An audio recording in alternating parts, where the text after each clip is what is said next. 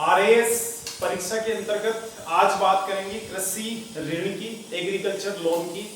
अच्छा, एक बात मैं आपको यहाँ स्पष्ट कर देना चाहूंगा कि जैसे ये वीडियो है तो ये पूरा का पूरा हिंदी मीडियम से संबंधित है, यानी ये हिंदी में ही आप पूरा शुद्ध रूप से हिंदी में पढ़ाया जाएगा। अब इसमें ऐसा नहीं है कि इंग्लिश में मिक्स कर दी, तो जो इंग्लिश मीडियम के स्टूडेंट है वो प्लीज वेट करें।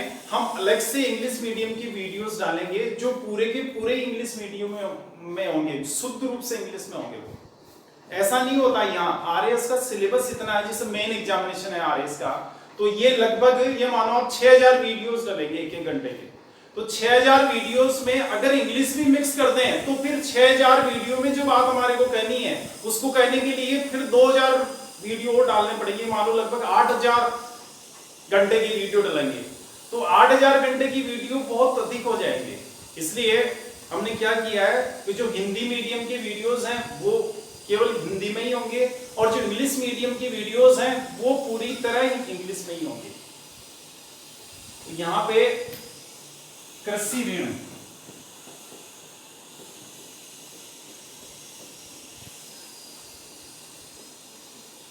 Agriculture loan. अब ये जो कृषि ऋण है ना, अब इसमें कृषि किसे कहते हैं, मैंने आपको कृषि का जो पार्ट फर्स्ट शायद उसी में होगा, कृषि की विस्तार से परिभाषा बताइए, तो यहां बताने की आवश्यकता नहीं है कि कृषि किसे कहते हैं। अब बात आई ऋण। ऋण की परिभाषा मैंने आपको नहीं बताई, तो ऋण को आप समझिए जब कोई व्यक्ति किसी अन्य व्यक्ति या संस्था से, है ना, संस्था का मतलब जैसे बैंक हो गया, तो अन्य व्यक्ति या बैंक से धन लेता है या पैसे लेता है और उस पैसे को या उस धन को वापस लौटाना होता है, तो उसे कहते हैं ऋण, उधार, कर्ज, लोन। समझ गए?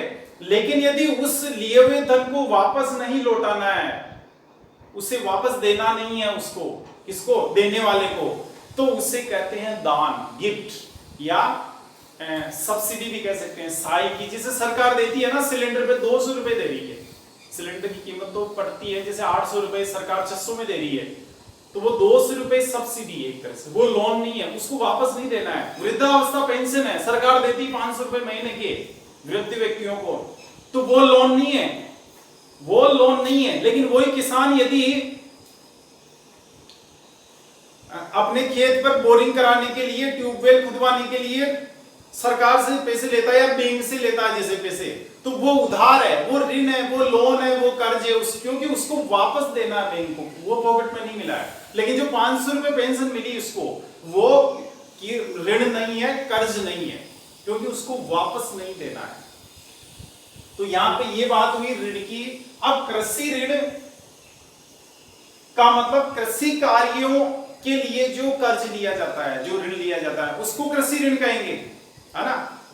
अब यहां पे ये आती है कि भाई लेता कौन है, किसान लेगा, कृषि का ऋण कौन लेगा, जो कृषि कार्य कर रहा है वो व्यक्ति लेगा। तो ये जो कृषि ऋण होता है इसको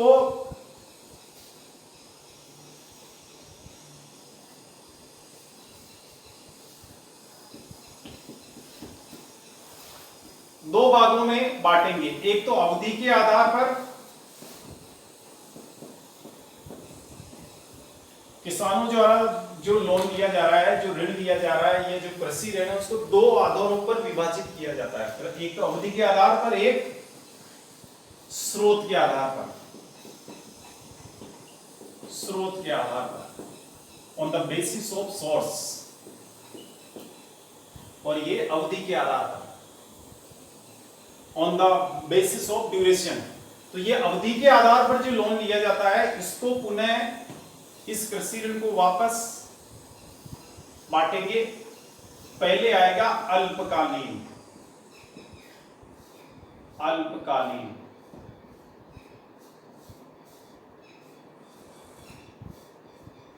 अल्पकालीन ऋण, फिर आएगा मध्यकालीन,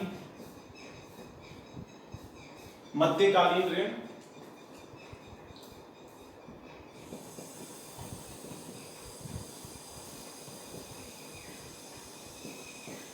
फिर आएगा दीर्घकालीन ऋण।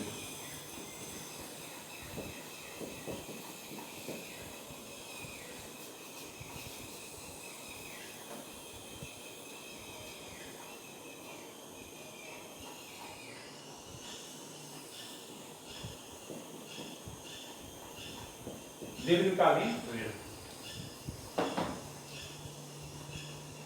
देखो क्या होता है कि किसान जो होता है ना, किसान को भी लोन की जरूरत होती है, कर्जे की जरूरत होती है।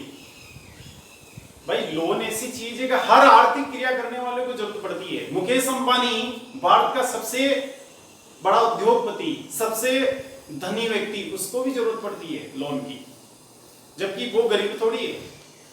भाई मुकेश अंबानी लोन ले रहा है जबकि वो गरीब नहीं, उसके बाद तो बहुत पैसा फिर भी लोन लेता है, क्योंकि उसके नई नई आर्थिक क्रियाएं करनी होती है। कि जैसे उसने पेट्रोल पंप स्थापित किए तो चलो कोई रिफाइनरी भी लगा लेते हैं, तो जामनगर में रिफाइनरी लगी तो उसके लिए लोन लिया है। उसने जैसे रिलायंस दूरसंचार सेवाएं प्रदान कर रहा है, कि जैसे रिलायंस जियो के आप हैंडसेट मोबाइल ये इंटरनेट सर्विस इस्तेमाल कर रहे हैं, तो अब वो जैसे जियो की सर्विस दे रहा है तो और उसे टावर स्थापित करने हैं तो भी लोन लेना है। तो नई नई आर्थिक क्रियाएं करने के लिए उद्योगपति को चाहे वो कितना ही पैसे वाला हो उसको भी जरूरत होती है, और किसान को तो जरूरत इसलिए होती है कि वो भी तो आर्थिक क्रिया कर रहा है, और फिर किसान तो गरीब और है। भाई मुकेश अंबानी में किसान में क्या फर्क है? दोनों में एक फर्क ये है कि मुकेश अंबानी पैसे वाला है, किसान गरीब है, उसके पास पैसे नहीं है, तो उसको तो हर काम के लिए लोन लेना है। मुकेश अंबानी को हर काम के लिए लोन नहीं लेना है। क्या समझे आप? तो यहां क्या होता है, कई लोग जैसे ये कहते हैं यार किसान तो लोन इसलिए लेते हैं कि गरीब होते हैं, इनके पास फकीर है, इनके पास पैसे नहीं। ऐसी बात नहीं है। लोन तो चाहे उद्योगपति है या सर्विसमैन है, सर्विसमैन भी जैसे कार खरीदी उसने, मान लीजिए कोई टीचर है सरकारी स्कूल में, कार खरीदी उसने या मकान बनाया तो भी लोन लेता है। वो तो पैसे वाले हैं ना, उसको तो हर महीने 50,000 सैलरी मिल रही है टीचर को सरकार से, फिर भी वो लोन ले रहा है। और तो फिर किसान क्यों नहीं लेगा? किसान को तो ऐसी कोई फिक्स इनकम कहीं से आती नहीं उसके पास, तो बेचारे के पास कई बार तो जैसे अपने भारत की बात करें, मानसून ही चलवाई हुई है यहाँ, बारिश होती नहीं। जैसे इस बार भी बहुत लेट चल रही बारिश, काफी लेट चल रही है बारिश वाली गाड़ी, तो अब बारिश नहीं होती है तो उसकी तो इनकम बिल्कुल नहीं होती कहीं से, तो उसकी स्थिति तो और नाजुक हो जाती है। तो उससे तो लोन की सबसे ज्यादा जरूरत पड़ती है। यानी उद्योगपतियों में या इधर जैसे सर्विसमैन उनमें और किसानों में, तीनों में अगर अपन ये देखेंगे सबसे ज्यादा आवश्यकता किसको होनी चाहिए लोन की, तो किसान को होनी चाहिए। क्योंकि किसान एक तो गरीब है और फिर आर्थिक क्रियाएं करता है, किसान को बैठे तो रहता नहीं है। तो यहाँ पे अब क्या है कि वो जो लोन लेता है ना किसान, उस लोन को वापस कितनी अवधि में चुकाया जाएगा, या कितने महीने बाद, कितने साल बाद उसको चुकाया जाएगा, या यूं कहे कि कितने समय के लिए वो ले रहा है, इस समय के आधार पर लोन को 3 भागों में बांटा जाता है: अल्पकालीन ऋण, मध्यकालीन ऋण और दीर्घकालीन ऋण। जो लोन किसान ले रहा है, उस लोन को किसान कितनी अवधि में पूरा का पूरा चुका देगा, उस अवधि के आधार पर, या यूं कहे कि वो लोन कितने समय तक किसान के पास रहेगा, वो धन कितने समय तक किसान अपने पास रखेगा, उस अवधि के आधार पर इसको 3 भागों में बांटते हैं: अल्पकालीन, मध्यकालीन और दीर्घकालीन। अब ये जो अल्पकालीन ऋण होता है ना, ये किस लिए लिया जाता है? चलो इसको पहले ये देखो, अल्पकालीन ऋण कितनी अवधि के लिए लिया जाता है, यानी कितने समय के लिए लिए गए ऋण को अल्पकालिक ऋण कहते हैं। तो यहां पे ये जानेंगे आप 15 माह के लिए, यानी जो ऋण आज लिया 15 महीने के अंदर अंदर चुकाया जाना है पूरा का पूरा, 15 महीने बाद एक पैसा भी बाकी नहीं रहेगा, उस ऋण को कहते हैं अल्पकालीन ऋण। समझिए। अब ये जो ऋण होता है ना, किस लिए लेता है किसान? अब आप दिमाग लगाओ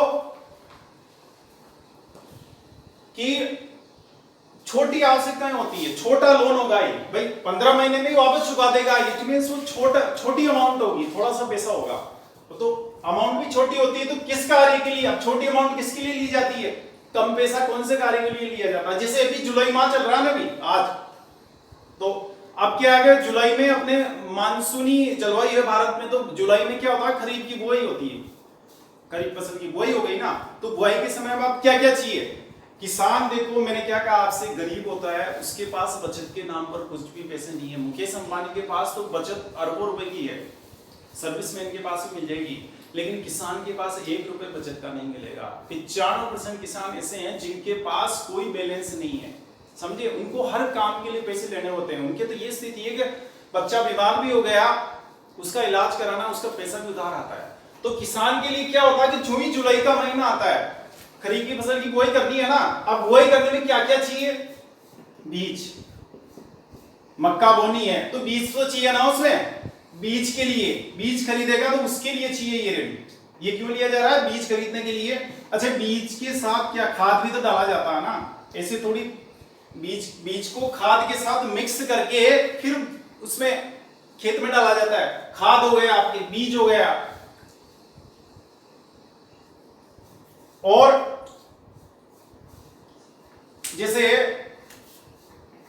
मजदूरी कैसे है भाई, उसने बुआई की बीज की, ट्रैक्टर आएगा, ट्रैक्टर से करते हैं आजकल। आप बेल का हल का उसका तो प्रचलन खत्म हो गया, बैल रहे भी नहीं है, तो सारा काम मशीनों से होता है। भारत में खेती में जो सबसे बड़ा परिवर्तन देखने को मिला है वो है खेती का मशीनीकरण। मशीनों का उपयोग फास्ट गति से हो रहा है। आप देखो, हमने देखा है, जैसे मैंने बचपन में देखा है कि हमारे गांव में कई बैलों की जोड़ियां हुआ करती थी। आज देखो एक ही नहीं है गांव में, पूरे में कोई रखता ही नहीं है। ये मुश्किल से 20 साल की बात होगी। 20 साल पहले जो स्थिति थी, जितने बैल थे आज कुछ भी नहीं, सारे खत्म हो गए बैल। तो ये अब बैल की जगह किसका इस्तेमाल, ट्रैक्टर का इस्तेमाल हो रहा है। तो फास्ट गति से भारत में मशीनों का उपयोग हो रहा है, भारतीय खेती का मशीनीकरण हो रहा है। तो यहाँ पे क्या होगा कि वो मजदूरी किसको देगा, वो जो ट्रैक्टर आएगा ना, उस ट्रैक्टर वाले को, उस ट्रैक्टर से बुआई करेगा तो उस ट्रैक्टर वाले को पेमेंट किया जाएगा। तो वो पैसा ये तो करना ही है ना पेमेंट। तो इन कामों के लिए, यानी बीज के लिए, खाद के लिए, मजदूरी के लिए, और छोटे मोटे काम जैसे होते हैं खेत में, वहां तो उसके लिए कोई मजदूर भी आया तो उसको मजदूरी पे करनी है ना। तो इनके लिए क्या करते हैं, इन कार्यों के लिए जो लोन लेते हैं, वो लोन ऐसा होता है कि एक तो उसकी मात्रा कम होती है, वो ज्यादा नहीं होता, ऐसा नहीं लाखों में लेना पड़े।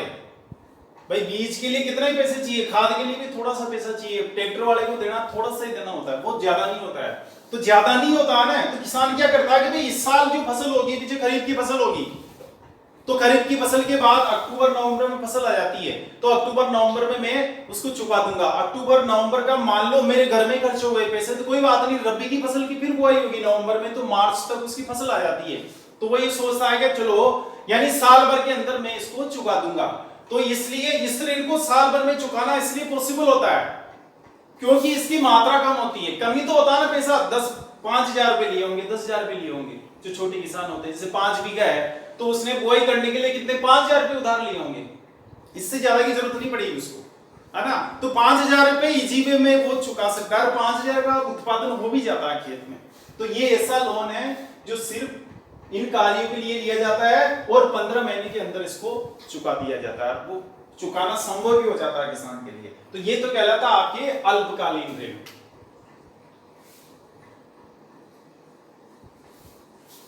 अब आता है मध्यकालीन ऋण। ये कितनी अवधि के लिए लिया जाता है, 15 माह से अधिक।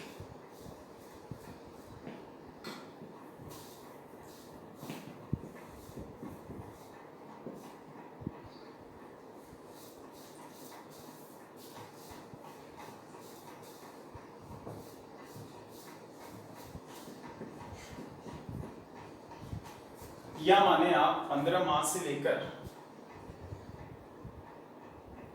15 माह से 5 वर्ष की अवधि के लिए,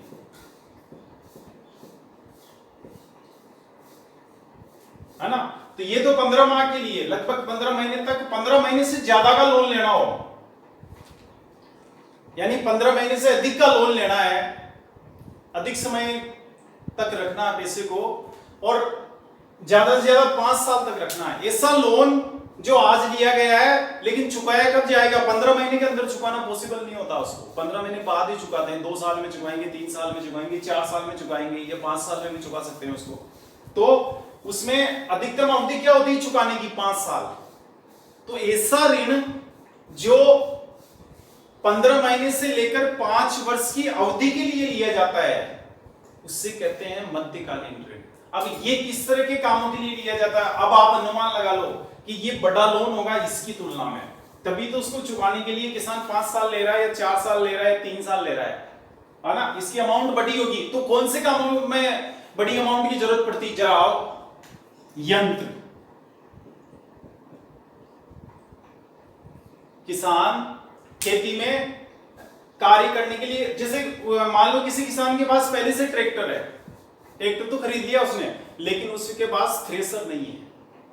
चलो थ्रेसर लेते हैं, तो थ्रेसर लेने के लिए कि भाई जैसे 50,000 की थ्रेसर है, ये 1 लाख की है, हल नहीं है उसके पास, ट्रॉली नहीं है ना, तो ये यंत्र बोलते हैं इनको, ये खरीदने के लिए, या खेत में जैसे मोटर लगाई पानी की, या इंजन खरीदा, इंजन होता ना, इंजन का भी महंगा आता भाई, जिसके खेत पर बिजली का कनेक्शन है वो तो बिजली का पंप चलाएगा, तो उसको खरीदा पंप के लिए। या मान लो अब पंप 2 तरह के होते हैं, एक तो मैंने बिजली वाला पंप बताया आपको, बिजली की मोटर जिसको बोलते हैं, एक होता है जैसे डीजल पंप, डीजल इंजन जिसको बोलते हैं, वो खरीदा उसने। ऐसे कामों के लिए क्या अमाउंट बड़ी होती है, तो बड़ी अमाउंट होती है ना, राशि ज्यादा होगी ना। एक तो खाद खरीदने के लिए, बीज खरीदने के लिए थोड़ा सा पैसा चाहिए, लेकिन वही अगर उसको ट्रॉली खरीदनी है, हल खरीदना है, इंजन खरीदना है, तो उसके पैसे ज्यादा चाहिए। तो इनके लिए जो पैसा लिया जाता है वो अधिक होता है, अधिक होने की वजह से फिर उसको चुकाने के लिए समय भी अधिक लगता है। इसलिए इस टाइप के लोन्स जो हैं, जो ऋण है, वो कहलाते हैं मध्यकालीन ऋण, और उनकी अवधि ये होती है। आगे चलते हैं दीर्घकालीन। अब दीर्घकालीन का मतलब ऐसे ऋण जो 5 साल से अधिक, 5 वर्ष से अधिक,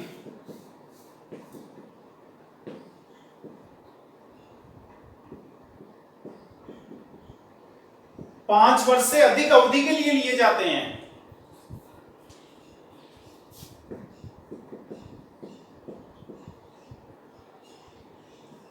किसके लिए लिए जाते हैं? 5 साल से अधिक अवधि के लिए। यानी इनको जैसे आज लिया ना, तो 5 साल बाद ही चुका पाना संभव होगा, 5 साल तक तो चुका नहीं सकते, अमाउंट ही इतनी अधिक होती है। 5 साल क्यों लिया जाता है? इस 5 साल से अधिक समय क्यों लिया जाता है? अब 5 साल से अधिक में तो 10 साल भी हो सकते हैं, 15 साल का भी हो सकता है, 20 साल का लोन भी हो सकता है। क्या समझे? 20 साल में भी चुकाना पड़ सकता है उसको। तो इतना समय मिल जाता है कि भाई आप 20 साल में चुका देना इसको, या आप 15 साल में चुका देना, 10 साल में चुका देना। कम से कम 5 साल पहले तो चुकाने का सवाल ही नहीं है इसमें, क्योंकि पैसा ज्यादा होता है। अब आप अनुमान लगाओ, खेती में ऐसा कौन सा खर्चा है जिसमें बहुत ज्यादा पैसा लगता है? लाखों रुपए लगते हैं उसमें।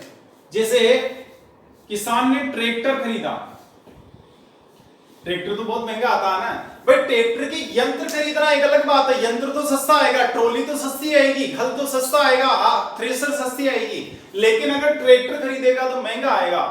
5 लाख का ट्रैक्टर है, तो 5 लाख रुपए को चुकाने के लिए बेचारे के पास, किसान के पास इतना बैलेंस नहीं होता, या इतनी इनकम भी नहीं होती कि वो 5 साल से कम अवधि में उसको चुका दे। उसको 10 साल, 15 साल या 20 साल का समय चाहिए पैसे चुकाने के लिए। तो वो जो होता है ना, यानी ट्रैक्टर में कोई निवेश किया, ट्रैक्टर में कोई खर्चा हुआ किसान के, तो उसमें जो लोन आएगा वो कम से कम 5 साल के लिए आएगा, ज्यादा से ज्यादा हो सकता है 15 साल, 20 साल। एक होता है जैसे नई जमीन खरीदने के लिए, नई कृषि भूमि। जमीन का मतलब क्या? ऐसा नहीं प्लॉट खरीदने के लिए, जो प्लॉट के लिए रेजिडेंशियल प्लॉट खरीदा के शहर में, जयपुर में प्लॉट खरीदना मेरे को, कोई किसान गए साहब, उसको कृषि ऋण नहीं कहेंगे।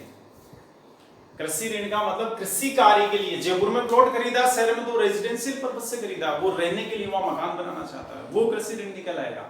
कृषि ऋण का मतलब यदि ऐसी जमीन जिस पर खेती की जानी है, भाई जैसे उसके बाद 10 बीघा पहले से है कि चलो पड़ोसी की जमीन बिक रही है, तो किसान ने सोचा यार ऐसा करते हैं अपन ही ले लेते हैं अपने, चूंकि एकदम लगवाई है तो खेती करना थोड़ा अपने क्या कॉस्ट कम आएगी, भाई वैसे अपन रखवाली करते हैं उसकी, अपने खेत की तो करते ही, उसकी और कर लेंगे। अपना कुआं है पहले से ही, 5-10 बीघा अपने कुआं, अपनी खेती की पिलाई हो रही है उस कुएं से, 2 बीघा उसकी भी कर देगा वो, क्या फर्क पड़ा? ये अलग से मेरे को पाइपलाइन डालने की जरूरत नहीं है, अलग से कुआं खोदने की जरूरत नहीं है, अलग से वहां मजदूर चौकीदारी के लिए, रखवाली के लिए रखने की जरूरत नहीं है, तो उसके लिए सस्ता पड़ता है ना सौदा। तो उसने सोचा यार जमीन बिक रही है पास में ही, चलो ले लेते हैं। अब जमीन की कॉस्ट आ रही 5 लाख, तो उसने कहा 2 बीघा कि क्या 2.5 लाख रुपए लूंगा 1 बीघा की। अच्छा 2.5 लाख लोगे, 5 लाख रुपए चाहिए, तो किसान ने क्या किया, ऐसा करते हैं बैंक से लोन ले लेते हैं, है ना। तो लोन लिया ना, यार जैसे कितनी हो सकती है जमीन, 10 बीघा भी हो सकती है, तो 10 लाख का लोन भी हो सकता है, या 5 लाख का, 15 लाख का, वो कितना भी लोन हो सकता है। वो किसान के स्तर पे डिपेंड करता है उसके पास पहले से जमीन कितनी, उसके आधार पर बैंक से उसको लोन मिलता है। तो यहाँ नई कृषि भूमि खरीदने के लिए जो लोन लिया जाता है उसकी मात्रा अधिक होती है, मात्रा अधिक होने के उसकी बड़ा होता है ना, वो अमाउंट अधिक होती है, वो तो अमाउंट अधिक होने की वजह से उसको चुकाने के लिए भी समय अधिक चाहिए, इसलिए इस प्रकार के लोन को कहते हैं दीर्घकालीन लोन या दीर्घकालीन ऋण, लॉन्ग टर्म लोन। तो ये ट्रैक्टर है, कृषि भूमि, नई कृषि भूमि है, या आपके जैसे मान लो बंजर भूमि में सुधार करना है, क्या करना है, बंजर भूमि होती है ना, ऐसी भूमि जिसमें किसी प्रकार की फसल नहीं उग सकती, उसको कहते हैं बंजर भूमि, उसका भी सुधार होता है, उसमें कई तरह के पोषक तत्व वगैरह डाले जाते हैं, और उसकी तो उसमें क्या पैसा काफी लगता है, खाद वगैरह, प्राकृतिक खाद भी डाली जाती है उसमें। तो ये सब करने के लिए बाहर से मिट्टी भी लाई जाती है, अच्छी मिट्टी पोषक तत्वों वाली, तो उसके लिए पैसे की जरूरत पड़ती है। तो नई बंजर भूमि में सुधार करने के लिए नई कृषि भूमि, ट्रैक्टर, इन सब के लिए जो लोन लिया जाता है ना, या जैसे कुआं खोदने के लिए, कुआं खोदा, कुएं खोदने में बहुत पैसे चाहिए, विशेष रूप से पक्का कुआं जो होता है भाई, एक तो कच्चा कुआं होता है उसमें पैसे कम लगते हैं, पक्के कुएं में पैसे ज्यादा लगते हैं, तो कुआं खोदा तो उसमें पैसा बहुत लगता है। तो कुआं खोदने के लिए जो लोन लिया जाएगा वो 5 साल के बाद ही पूरा चुकाया जा सकता है, उससे पहले चुका नहीं सकते उसको, तो वो भी दीर्घकालीन ऋण कहलाता है। चलिए आप इसका स्क्रीनशॉट लीजिए, फिर आगे बढ़ते हैं।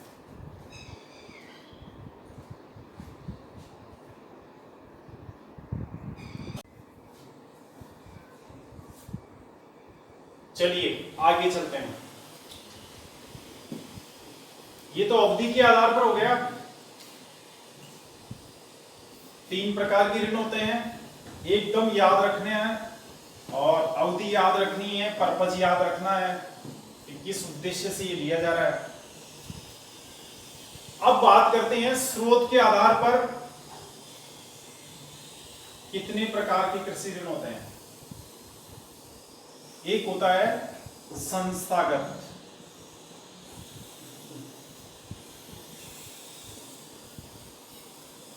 इंस्टीट्यूशनल, एक होता है गैर संस्थागत,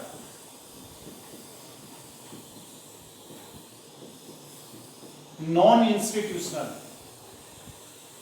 अब यहां पे जाएंगे तो ये जो संस्थागत ऋण है इसका कुल ऋण में मान लो, यहां पे हम ये मानते हैं कि 100% लोन है, जैसे है ना 100% लोन है, तो उसमें किसका कितना रोल है, तो इसका तो है 60%,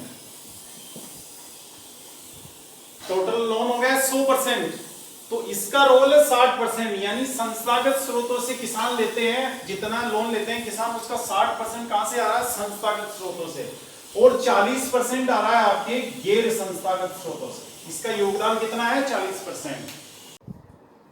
अब इसमें क्या समझे आप कि भारत के जो किसान है, भारत के समस्त किसान जितना लोन लेते हैं साल भर में, वो तो हो गया 100%, सभी किसान जो लोन लेते हैं उसमें से 60% लोन कौन दे रहा है, संस्थागत स्रोत दे रहे हैं, और गैर संस्थागत स्रोत दे रहे हैं 40% लोन। जितना पैसा किसानों के पास पहुंच रहा है उसमें से 60% यहां से पहुंच रहा है, 40% यहां से पहुंच रहा है।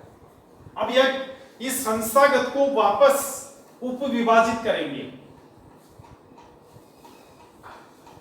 तो यहां पे पहला आता है व्यापारिक बैंक,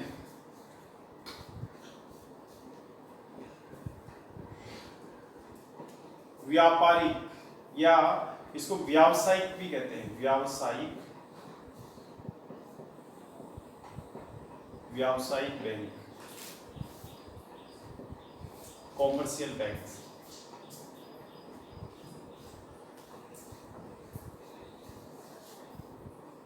एक होता है आरआरबी, क्षेत्रीय ग्रामीण bank.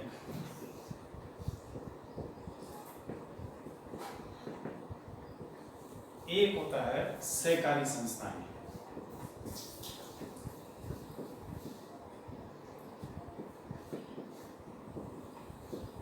Cooperative institutions, regional rural bank, इसको शॉर्ट में वैसे आरआरबी भी बोलते हैं।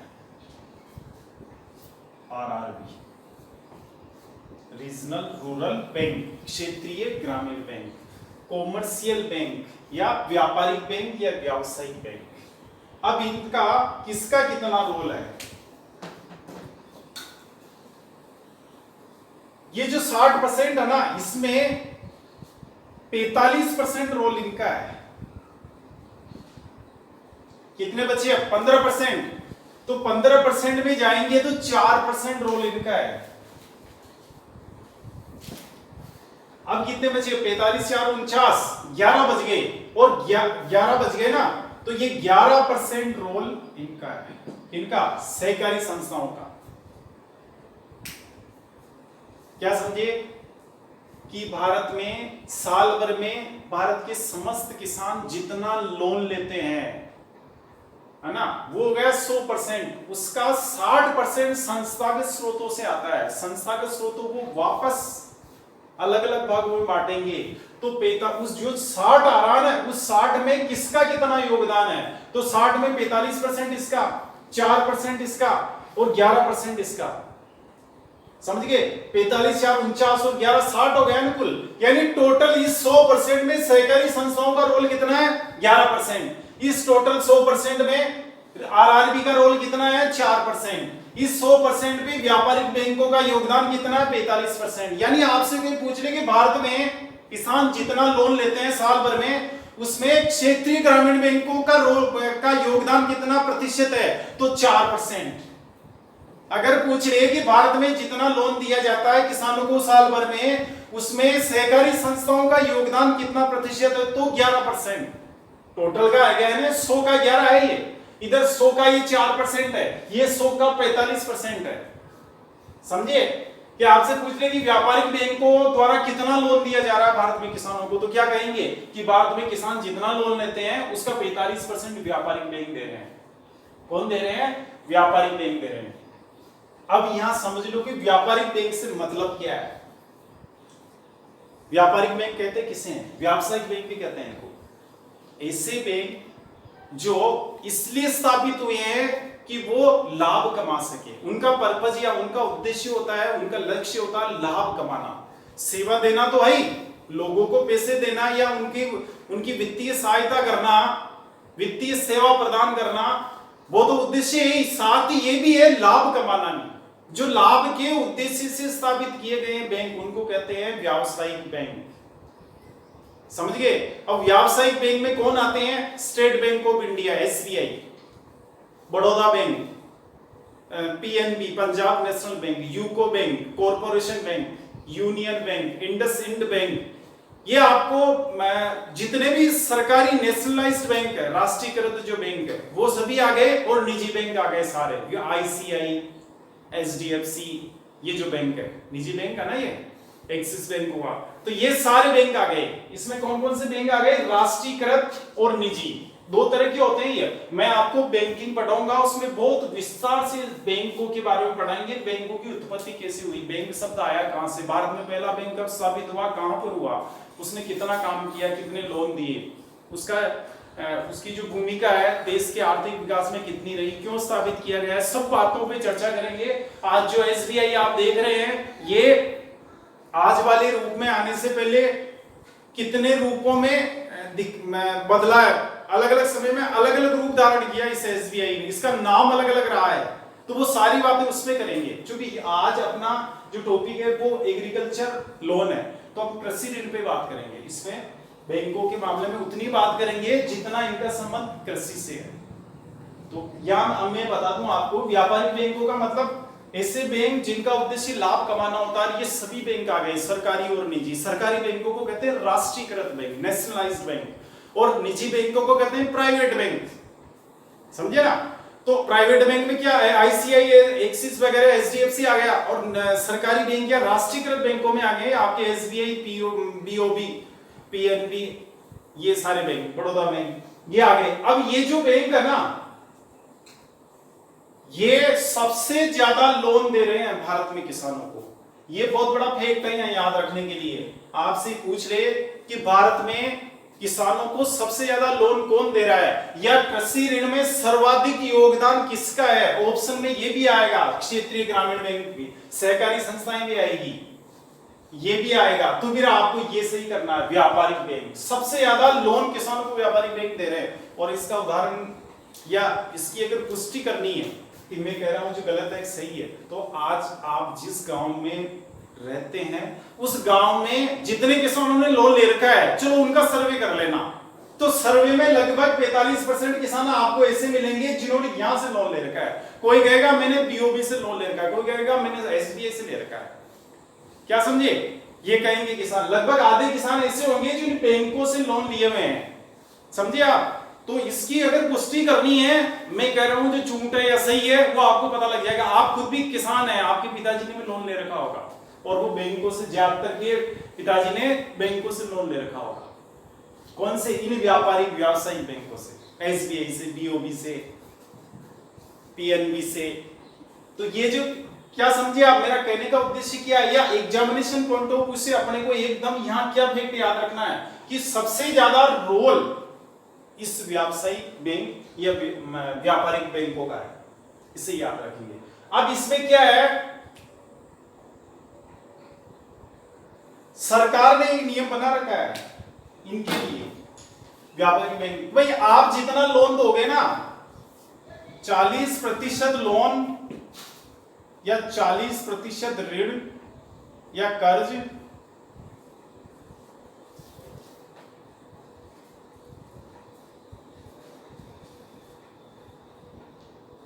प्राथमिकता प्राप्त क्षेत्रों को देते हैं। ये प्राथमिकता प्राप्त क्षेत्र कौन से हैं, सरकार ने ऐसे पूरा लिख देता हूं मैं इसको, 40% ऋण, प्राथमिकता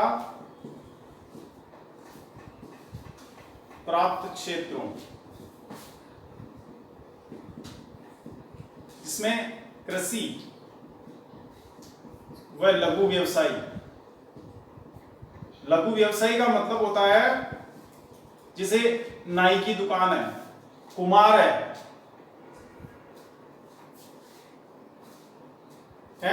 चक्की, आटे की चक्की वाला है, ये लघु व्यवसाय कहलाते हैं, जिनका छोटा छोटा व्यवसाय होता है, थोड़े से पैसे की जरूरत। नाई की दुकान वाले कितने पैसे की जरूरत होती है बेचारे को। कुम्हार है, कितना पैसा चाहिए लोन का उसको। आटे चक्की वाला है, उसको थोड़ा सा पैसा चाहिए। जुला है कोई, जैसे रंगरेज जैसे रंगने का काम करते हैं, उनको कितना सा पैसा चाहिए। हस्तशिल्प बनाने वाले हैं जैसे, तो उनको कितना सा पैसा चाहिए। तो ये लघु व्यवसाय कहलाते हैं। तो यहाँ गवर्नमेंट ने एक नियम बना रखा है इन बैंकों के लिए कि आप जितना लोन दोगे ना साल भर में, क्या नियम है, साल भर में आप जितना लोन दोगे, मान लो 1 करोड़ का लोन दिया, यानी 100 लाख का लोन दिया, Baroda bank MI road Jaipur की ब्रांच ने साल में 1 करोड़ का लोन दिया। बैंक ऑफ बड़ौदा की शाखा एमआई रोड जयपुर ने मान लो 100 लाख का ऋण दिया साल भर में। 100 लाख का ऋण दिया ना, तो 100 लाख में से 40 लाख इन लोगों को देना होगा। ये नियम बना हुआ है। कौन से लोगों को, कृषि वालों को यानी किसानों को, प्लस लघु व्यवसायियों को, नाई को, कुम्हार को, जुलाहे को, चक्की वाले को, समझे, ऐसे लोगों को देना है 40% लोन। ऐसा नहीं कि सारा का सारा ही अपार्टमेंट बनाने वाले या फ्लैट बनाने वाले को दे दिया, या कारें खरीदने वाले को दे दिया, या मोटरसाइकिल या और कोई व्हीकल खरीदने वाले को दे दिया।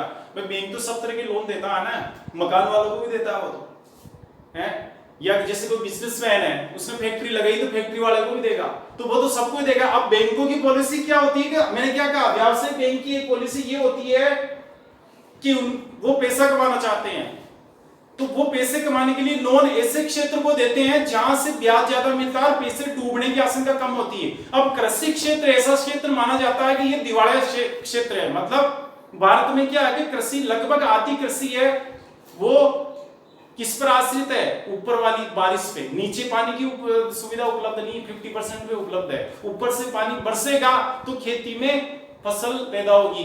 अब कई बार क्या होता है, पानी बरसता नहीं है, बारिश होती नहीं होती है ना, तो किसान ने जो लोन लिया है वो चुकाएगा कैसे? तो वो पैसे डूब जाते हैं बैंकों के। आप समझते हो ना। विदर्भ भारत का, महाराष्ट्र राज्य का एक क्षेत्र है, भारत में सबसे ज्यादा किसान आत्महत्याएं वहां होती। विदर्भ क्या सूखा एरिया है, कभी बारिश हुई कभी नहीं हुई। अब किसान ने लोन ले लिया, पैसे चुका नहीं पाता तो आत्महत्या कर लेता हो। तो किसान आत्महत्याएं होती इसलिए होती है कि उसने लोन लिया, लोन चुकाने की स्थिति में नहीं है, तनाव में आकर, टेंशन में आकर बेचारे आत्महत्या कर लेते हैं।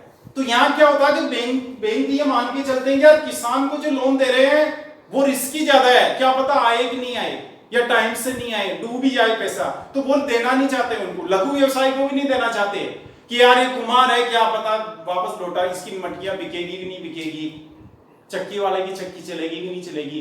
तो वो क्या देने में आनाकानी करते हैं। वो सरकारी गवर्नमेंट, जैसे सरकारी सर्वेंट है, गवर्नमेंट सर्वेंट है, कोई टीचर है स्कूल में, वो चला गया बैंक के पास तो तुरंत लोन दे देंगे। किसमें चाहिए? कि मुझे कार खरीदने, ले जाओ आप। उसे मालूम है कि इसके हर महीने तनख्वाह आती, पैसा डूबना है नहीं, 100% पैसे आने, टाइम से आने, पूरा कर वो ब्याज आना है। तो बैंक के आगे ज्यादा से ज्यादा लोन किसको देना चाहेगा? गवर्नमेंट सर्वेंट को, बड़े उद्योगपति को। मुकेश अंबानी गया जैसे तुरंत दे देंगे। यार मुकेश अंबानी साहब पैसे खाएंगे, इनके पास तो बहुत संपत्ति। अच्छा, उनके पास गिरवी रखने के लिए, गारंटी के लिए भी कुछ ना कुछ होता है। तो वो क्या होता है, पैसा डूब भी जाता है। मान लो किसी ने कार के लिए लोन लिया और पैसा नहीं चुका पाया, तो वो कार को नीलाम करके पैसे की वसूली कर लेगा बैंक। लेकिन किसानों के पास या छोटे व्यवसायियों के पास तो ऐसी कोई चीज होती नहीं, बेचारों के पास क्या नीलाम करेंगे उनकी। तो क्या होता है, बैंक इनको लोन नहीं देना चाहेगा कृषि को। वो क्या चाहेगा? केवल मैं लोन दूं बिल्डिंग खड़ी करने वाले को, उद्योगपति को, कार खरीदने वाले को, मोटरसाइकिल खरीदने वाले को। समझे?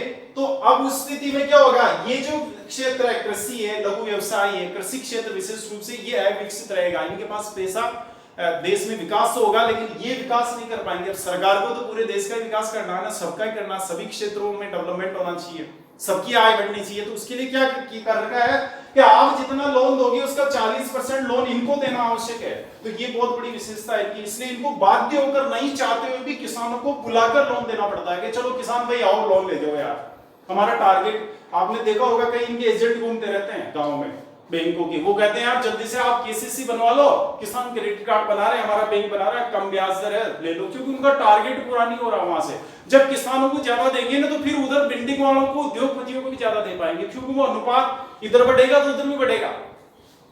समझ गए ना? इनका पोर्शन बढ़ेगा तभी उनका पोर्शन बढ़ेगा, कार वालों का, उनका, वरना उनको ज्यादा कैसे दे पाएगा लोन? क्योंकि वहां मजबूरी है ना, उधर 60% से ज्यादा लोन दे नहीं सकता, 40% लोन इनको देना है। तो ये सरकार ने ये नियम बना रखा है कि भाई आप 40% लोन यहाँ कृषि को देंगे। मुख्य रूप से कृषि का है, इसमें लघु व्यवसाय को भी देते हैं लेकिन कृषि वालों को ज्यादा देते हैं। तो यहाँ इनकी मजबूरी हो रखी है। भाई आप जैसे मेन एग्जामिनेशन में लिखोगे ना, आरएस में वो विश्लेषण करना होता है, जैसे आईएएस में जाओगे तो ये एक व्यापारिक बैंक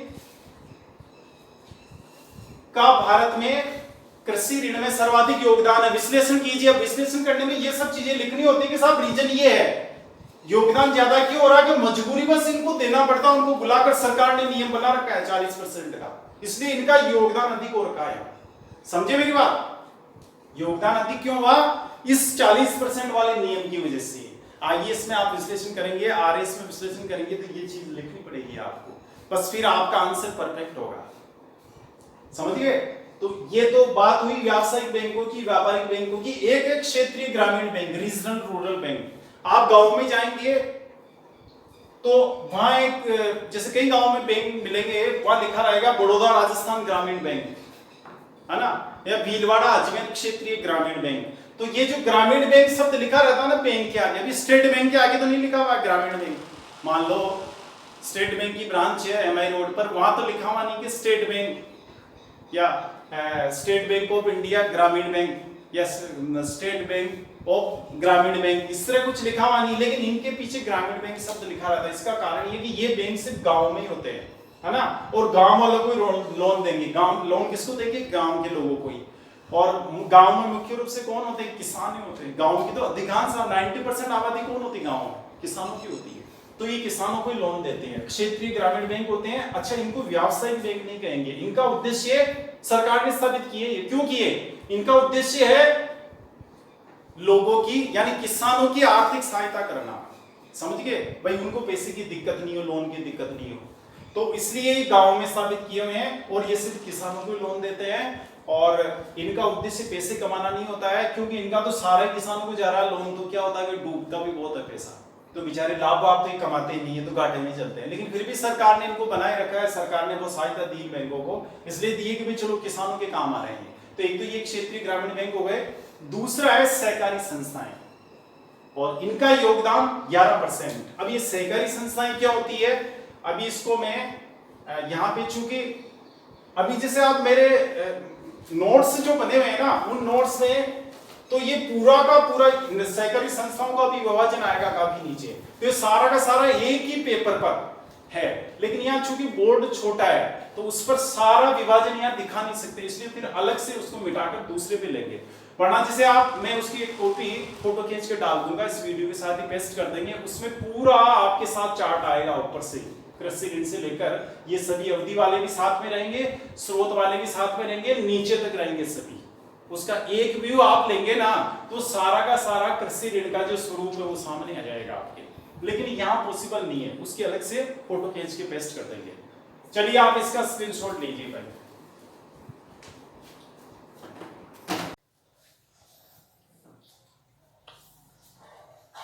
अब आगे बढ़ते हैं और मैं ये मिटा देता हूं और हम चलेंगे अब सहकारी संस्थाओं पर। ये जो 60% रोल है ना सहकारी संस्थाओं का, इस पे चलते हैं। तो आइए सहकारी संस्थाएं कौन कौन सी होती है? देखो, एक तो है दीर्घकालीन लोन के लिए। अच्छा, यहां नहीं आएगा, चलो इसको ऊपर ही लेते हैं। देखो, ये जो 11% है ना, इसको मैं यहां से हटाकर यहां पर ले रहा हूं, ठीक है ना? अपने पास जगह की कमी है, इसलिए इस चार्ट को यहां पे मिटाना पड़ेगा।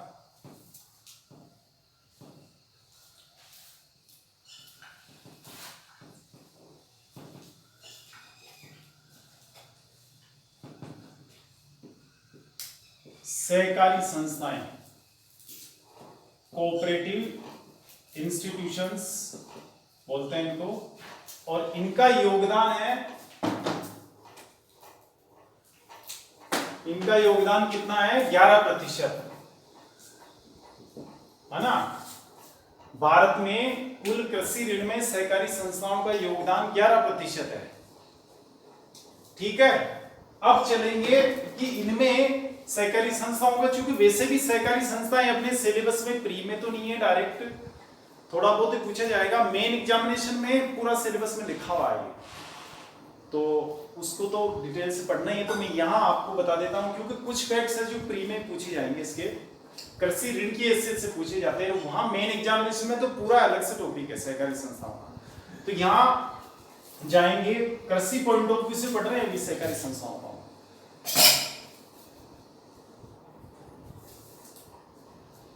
अच्छा, एक बात समझ ले, सहकारी संस्थाएं क्या होती है? सहकारिता किसे कहते हैं? कोऑपरेटिवनेस किसे कहते हैं? कोऑपरेटिव, कोऑपरेशन सब अपन सुनते हैं, बोलते भी है कोऑपरेशन, क्या थोड़ा कोऑपरेट किया करो एक दूसरे से, शब्द आता है ना, वो इससे बना है कोऑपरेटिव इंस्टीट्यूशंस, कोऑपरेशन से या कोऑपरेट किया करने से, कि भाई सहयोग किया करो। कोऑपरेट करने का मतलब क्या हुआ? एक दूसरे की हेल्प करो, सहयोग करो, सहायता करो, तो उससे बना है कोऑपरेटिव और कोऑपरेटिव इंस्टीट्यूशंस, सहकारी संस्थाएं। क्या होता है कि जैसे जिन लोगों के उद्देश्य समान होते हैं, वो यदि एक दूसरे से के साथ मिलकर सामूहिक रूप से उस उद्देश्य को प्राप्त करने का प्रयास करे, तो वो प्रयास ही सहकारिता कहलाता है। जैसे किसान है, अभी चूंकि कृषि की बात कर रहे हैं ना, सहकारिता तो और भी कई क्षेत्रों में देखी जाती है, लेकिन चूंकि कृषि अपन पढ़ रहे हैं यहाँ, तो कृषि क्षेत्र में देखेंगे सहकारिता किस प्रकार से यहाँ दृष्टिगोचर होती है। तो सहकारिता यहाँ क्या होता है कि जैसे किसान है, अब किसानों के पास छोटे छोटे खेत होते हैं, किसी के पास 1 बीघे का खेत, किसी के पास 2 बीघे का खेत, किसी के पास 4 बीघे का खेत। अब 1 बीघा वाला न तो 5 लाख का कुआं खोद सकता है, समझे ना। अच्छा, न वो, अब जैसे अकेला आदमी रखवाली करने जाएगा वहां खेत की, मेरी बात सुनो, खेत की रखवाली करने जाएगा तो कितना महंगा सौदा पड़ेगा उसके। अब इतना भी प्रोडक्शन नहीं हो रहा उस 1 बीघे में कि वहां रखवाली करने से या सुबह से शाम तक वहां रहने से उस किसान के बच्चों का पेट भर जाएगा, क्योंकि उत्पादन बहुत कम आएगा, 1 बीघे से कितना आता है। तो उसको दूसरा काम भी करना होता है ना, कि शहर में जाके किसी मकान वाले के यहाँ मजदूरी कर लें, ईंट बाटे का काम कर लें, इस तरह का काम करता है ना बेचारा किसान, तो वो भी करना होता है। लेकिन जब 1 बीघा खेत में वहीं रहेगा तो इधर काम नहीं कर पाएगा। कौन सा, मकान निर्माण में जो मजदूरी का काम करता है कि 200 रुपए मिलते हैं, 300 रुपए, वो उससे पैसे से वंचित हो जाएगा, वो काम नहीं कर पाएगा। और यहां करने आ जाए तो उधर फसल चौपट कर देंगे, जानवर आके, सुअर आके, नीलगाय आके, समस्या हो गई ना किसान के लिए। वहां रुके तो आर्थिक नुकसान, और यहां शहर में आके मजदूरी करे तो उधर फिर आर्थिक नुकसान, खेती नहीं कर पाता है। एक तो समस्या हो गई, एक कुएं की हो गई कि वो 5 लाख का कुआं नहीं खोद सकता, तो क्या होगा, उसका जो खेत है वो हमेशा बरसात पर आश्रित रहेगा। बारिश तो राजस्थान में कभी होती है या नहीं होती, जैसे राजस्थान की बात करें, वर्षा होती नहीं होती है, तो वो वैसे भी उत्पादन नहीं बढ़ पाएगा। एक समस्या ये होती है। या जैसे ट्रैक्टर की सेवा लेना है, अब ट्रैक्टर वाले से जाके कहो कि यार मेरे 1 बीघा में बुआई करनी है, तो वो कहेगा यार 1 बीघा में नहीं आता, मेरे क्या भाव पड़ेगा, इतनी दूर 5 किलोमीटर तुम्हारा खेत यहाँ से, मैं वहां जाऊंगा बुआई करने, इतना तो आने जाने का मेरा डीजल ही जल जाएगा, समय और खराब होगा। 1 बीघे में कितने पैसे दे दोगे आप, और वो सही बात है ज्यादा दे भी नहीं पाएगा, कैपेसिटी नहीं बिचारेगी।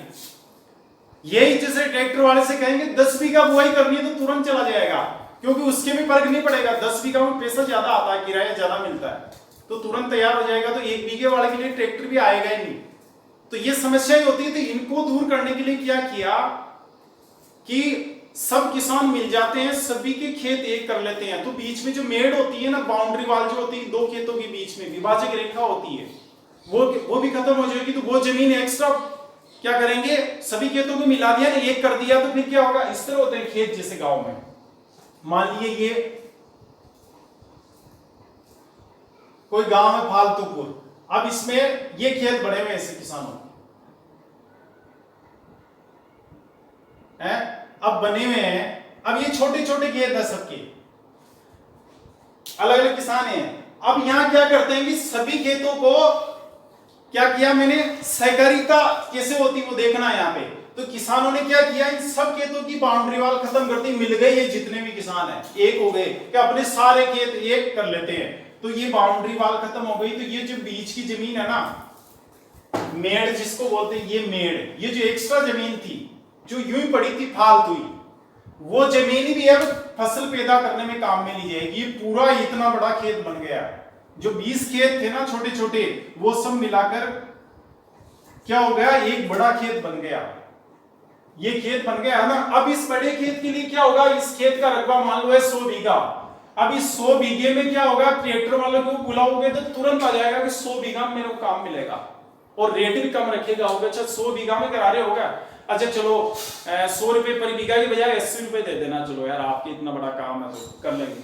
है कुआं खोदना है, 5 लाख का कुआं, आराम से सारे किसान थोड़े थोड़े पैसे इकट्ठे करेंगे ना, 20 किसान मिले हुए हैं तो कुआं आसानी से खोद लेंगे। एक तो एक किसान लगाए 5 लाख रुपए, एक 20 किसान लगाए तो कुआं भी खोद लेंगे।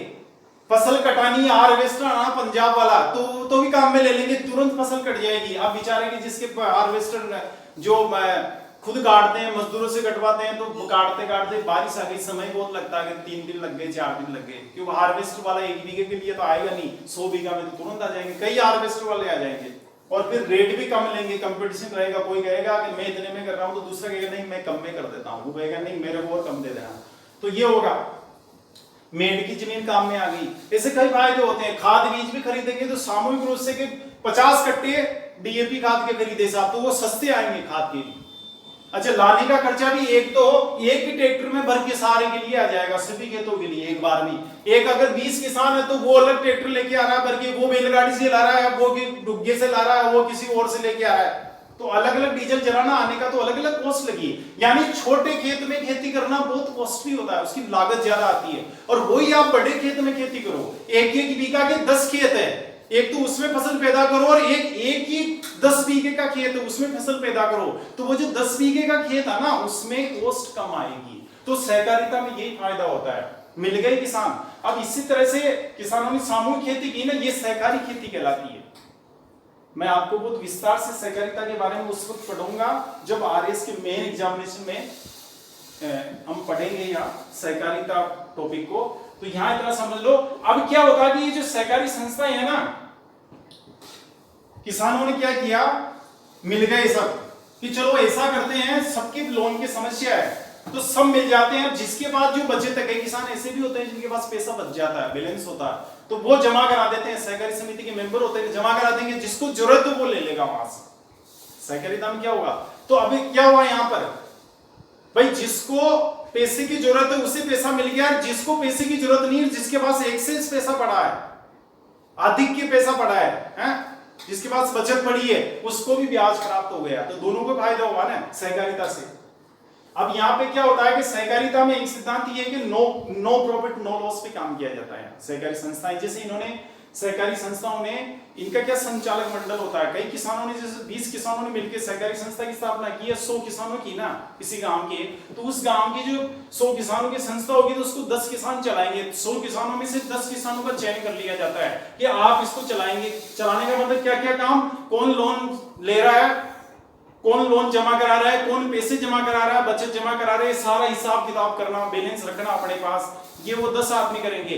जैसे सामूहिक रूप से हार्वेस्टर मंगवाना है, या मान लो खाद बीज खरीदना है, किसानों को बांटना है, तो एक साथ ट्रक भर के मंगवा लेंगे वहां गांव में, और फिर वो अपने सभी सदस्य किसानों को, 100 किसान सदस्य है ना, उनको वो वितरित कर देंगे, तो कम कॉस्ट पर उनका काम हो जाएगा।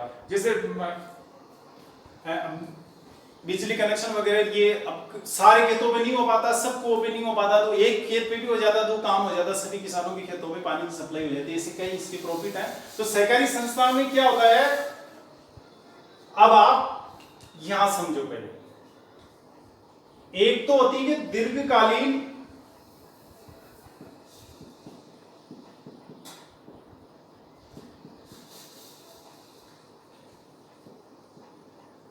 जो दीर्घकालीन ऋण प्रदान करती है वो संस्थाएं, और एक अल्पकालीन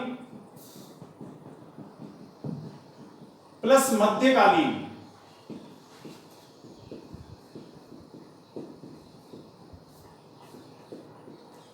क्या समझिए, जो सहकारी संस्थाएं होती है वो दो प्रकार से विभाजित की जा सकती है। एक तो ऐसी संस्थाएं जो दीर्घकालीन ऋण देती है, यानी जो 5 साल से अधिक अवधि के लिए किसानों को ऋण देती है, वो संस्थाएं। एक संस्थाएं जो किसानों को 5 साल की अवधि तक के लोन देती है, यानी 15 महीने वाले अल्पकालीन और 15 महीने से 5 साल वाले मध्यकालीन, इस तरह के लोन देती है। तो ये जो संस्थाएं, ये कौन सी है, तो दीर्घकालीन ऋण देने का काम ये करता है। दीर्घकालीन ऋण का मतलब समझते हैं आप, वैसे तो हमने बताया था 5 साल की से अधिक अवधि के लिए जो ऋण लिया जाता है उसको दीर्घकालीन ऋण कहते हैं, लेकिन जनरली इसको जो लिया जाता है 20 से 30 साल के लिए, 20 साल के लिए, 25 साल के लिए, 30 साल के लिए, 15 साल के लिए किसान लोन लेता है, ये दीर्घकालीन ऋण। तो अब इस दीर्घकालीन ऋण में जो प्रमुख योगदान है सहकारी संस्थाओं का, कौन सी सहकारी संस्थाएं हैं उनका, पहला तो ये जो योगदान है 4% योगदान है इसका।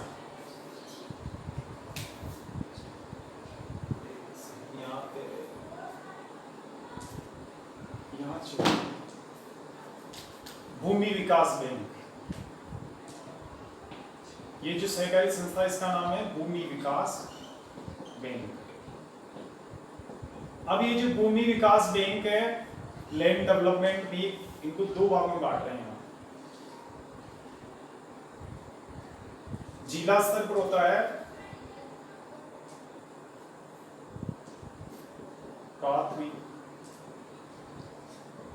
भूमि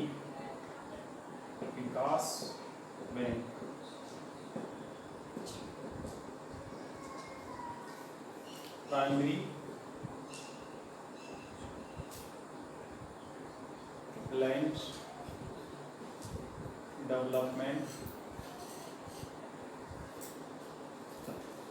बैंक, शॉर्ट में इसको कहते हैं PLDB। Primary land development bank, प्राथमिक भूमि विकास बैंक, जिला स्तर पर होते हैं ये। कहाँ होते हैं ये? जिला स्तर पर। और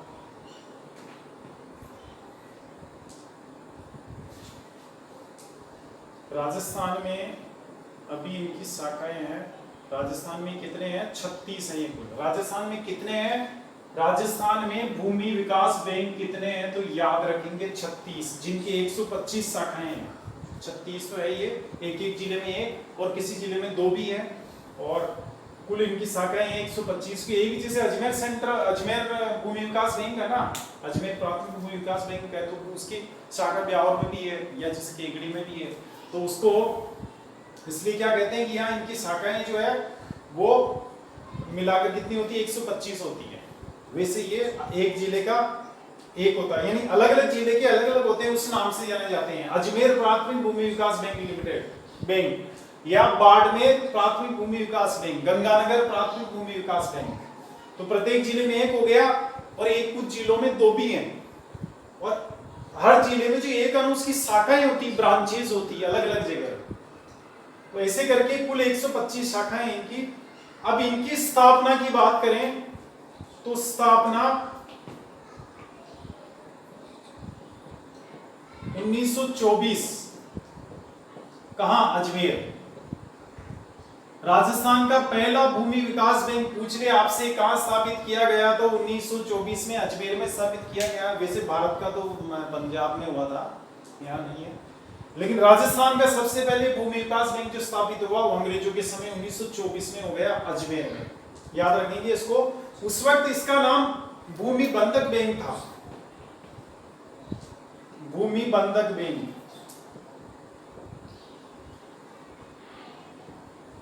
पहले इसका नाम क्या था? 1924 से 1956 तक इसका नाम था भूमि बंधक बैंक। बाद में ये बंधक शब्द हटा दिया गया और इसके स्थान पर लिख दिया गया विकास, यानी भूमि विकास बैंक कर दिया गया। कब? 1956 में। 1956 में इसका नाम बदलकर क्या कर देते हैं? भूमि विकास बैंक। उससे पहले था भूमि बंधक बैंक। बंधक बैंक क्यों कहते हैं? क्योंकि ये लंबे समय के लिए किसानों को लोन देता है, और बड़ा लोन देता है, 5 लाख का, 10 लाख का, और देगा कितने? 20 साल के लिए, 30 साल के लिए। तो उसके लिए क्या करना होता है कि ये जो किसान की जमीन होती है, इस जमीन को क्या करता है? अपने नाम कर देता है। अपने नाम का मतलब समझ रहे हो? अपने गिरवी रख देता है। वहां जमीन में क्या, पटवारी के पास जो जमाबंदी है उसमें मान लो रामलाल नाम के किसान के नाम की कोई जमीन है, रामलाल पुत्र श्यामलाल, रामलाल पुत्र श्यामलाल गुजर, ये नाम है काश्तकार का, किसान का, वहां पर पटवारी की जमाबंदी में। अब क्या होता है कि मान लो उसने भूमि विकास बैंक से जमीन ले ली, लोन ले लिया, तो उसकी जमीन वहां पटवारी के वहां रिकॉर्ड में क्या लिखा जाएगा? रामलाल पुत्र श्यामलाल गुजर, निवासी रामपुरा, नीचे लिखा जाएगा रहन प्राथमिक भूमि विकास बैंक लिमिटेड 12 जिले का है किसान, तो क्या लिखा जाएगा? प्राथमिक भूमि विकास बैंक 12, रहन क्या लिखा जाएगा? रामलाल पुत्र श्यामलाल गुजर, निवासी रामपुरा, रहन या बंधक या रहन प्राथमिक भूमि विकास बैंक 12, या प्राथमिक भूमि विकास बैंक कोटा, जहां का वो जिस जिले का है वो बैंक, उसका नाम लिख दिया जाता है। इसका मतलब ये हुआ कि अब वो किसान जो है ना, रामलाल, उस जमीन को बेच नहीं सकता, उस जमीन पर किसी अन्य बैंक से और लोन नहीं ले सकता, क्योंकि वो जमीन अब किसकी हो गई? संपत्ति इस भूमि विकास बैंक की हो गई। उसने उस भूमि को, यानी इस बैंक ने उस रामलाल की भूमि को बंधक बना लिया, इसलिए इसको भूमि बंधक बैंक भी कहते थे। आज भी बंधक तो बनाते हैं भूमि को, लेकिन इसका मतलब ये नहीं है कि वहां जमीन भी यही बोएगा बैंक जाके। जमीन तो किसान ही बोता है, कि जमीन में जो पैदावार होती है वो किसान के पास ही जाती है, उसका फायदा उसको ही किसान को ही मिलता है, वो उपज किसान की होती है। बैंक को तो सिर्फ किस्त मिलती है, अब वो किसान उस जमीन से लाकर दे, उसके जमीन में जो उत्पादन हो रहा है उससे चुकाए, या कहीं से और जगह से लाकर दे, या और तरह से कमाई करके दे, बैंक को उससे मतलब नहीं, उसकी तो किस्त आ जानी चाहिए। तो जमीन उसके नाम हो गई ना, बैंक के नाम, एक तरह से गिरवी हो गई, नाम तो नहीं कह सकते, गिरवी हो गई। तो अब ये किसान इसको बेच नहीं सकता जमीन को, न दूसरे बैंक से लोन ले सकता, लोन नहीं ले सकता। अब यदि मान लो किसान किस्त चुकाए नहीं, कि मैं तो नहीं चुकाता, लोन तो ले लिया और खा गया, पैसे देना ही नहीं कि बैंक के पैसे वापस, तो क्या होगा? अब भूमि विकास बैंक ऐसे दिवाले हो जाएंगे, सारे किसान पैसे ले लेंगे और वापस देंगे नहीं। बैंक क्या कर लेगा? जाके लड़ाई झगड़ा तो करने से नहीं, बैंक वाले निजी आदमी है, सेठ साहूकार है, वो तो जाके लड़ाई झगड़ा ही कर लेगा कि चल मेरे पैसे देता ही नहीं देता, 2-4 गुंडे और ले जाएगा, वो लट चलाते ही भाग छोड़ेगा किसान वहां से। लेकिन बैंकों के पास ऐसा कुछ होता नहीं, तो बैंक क्या करते हैं, वो जो जमीन उसके नाम है ना, गिरवी बैंक के नाम, उसको अधिकार होता है कानूनी रूप से, उस जमीन को चाहे तो वो बैंक नीलाम कर सकता है खुलेआम, नीलामी में फिर कोई भी छुड़ा सकता है जाके, जो ज्यादा रेट लगाएगा उसी को वो जमीन दे दी जाएगी। तो उस जमीन का मालिक फिर क्या होगा? वो रामलाल की बजाय जो जमीन छुड़ा रहा है व्यक्ति, मान लो श्यामलाल ने छुड़ा ली है, किसी व्यक्ति ने छुड़ा ली, तो जिसने छुड़ाई वो उसका मालिक हो गया। अब रिकॉर्ड में भी उस आदमी का नाम दर्ज होगा जिसने छुड़ाई, और उधर मौके पर भी जमीन की बुआई अब से वही करेगा, उस जमीन का कब्जा उस रामलाल से वो आदमी ले लेगा जिसने जमीन छुड़ाई, तो रामलाल की जमीन जाती रहेगी। इस डर से क्या होता है कि किसान कोशिश करता है कि भाई बैंक का पैसा नहीं खाना है, इसका बैंक का पैसा चुकाना है, अगर खा जाएंगे तो अपनी जमीन चली जाएगी, क्योंकि वो जमीन रिकॉर्ड में किसके नाम हो रखी है? बंधक हो रखी है, वो किसके? इस बैंक में, समझ गए? इसलिए इसको बंधक बैंक भी कहते थे, भूमि बंधक बैंक। लेकिन 1956 से थोड़ा सा स्टैंडर्ड का शब्द, एक सम्मानजनक शब्द लिखा गया, विकास बैंक कर दिया गया इसको। तो बंधक तो आज भी होती है, आज भी जमीन उसके बैंक के नाम होती है, लेकिन क्या होता है कि अब वह नाम, बैंक का नाम भूमि बंधक बैंक के स्थान पर भूमि विकास बैंक लिखा होता है। प्राथमिक भूमि विकास बैंक, जिस जिले का होता है उस जिले का नाम लिखा होता है, कि प्राथमिक भूमि विकास बैंक अजमेर, समझ गए? तो ये तो प्राथमिक भूमि विकास बैंक होता है भूमि विकास बैंक में एक। दूसरी बात, भूमि विकास बैंक में राजस्थान राज्य सहकारी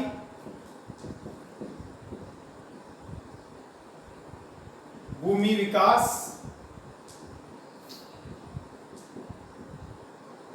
बैंक लिमिटेड राज्य स्तर पर राज्य स्तर पर होता है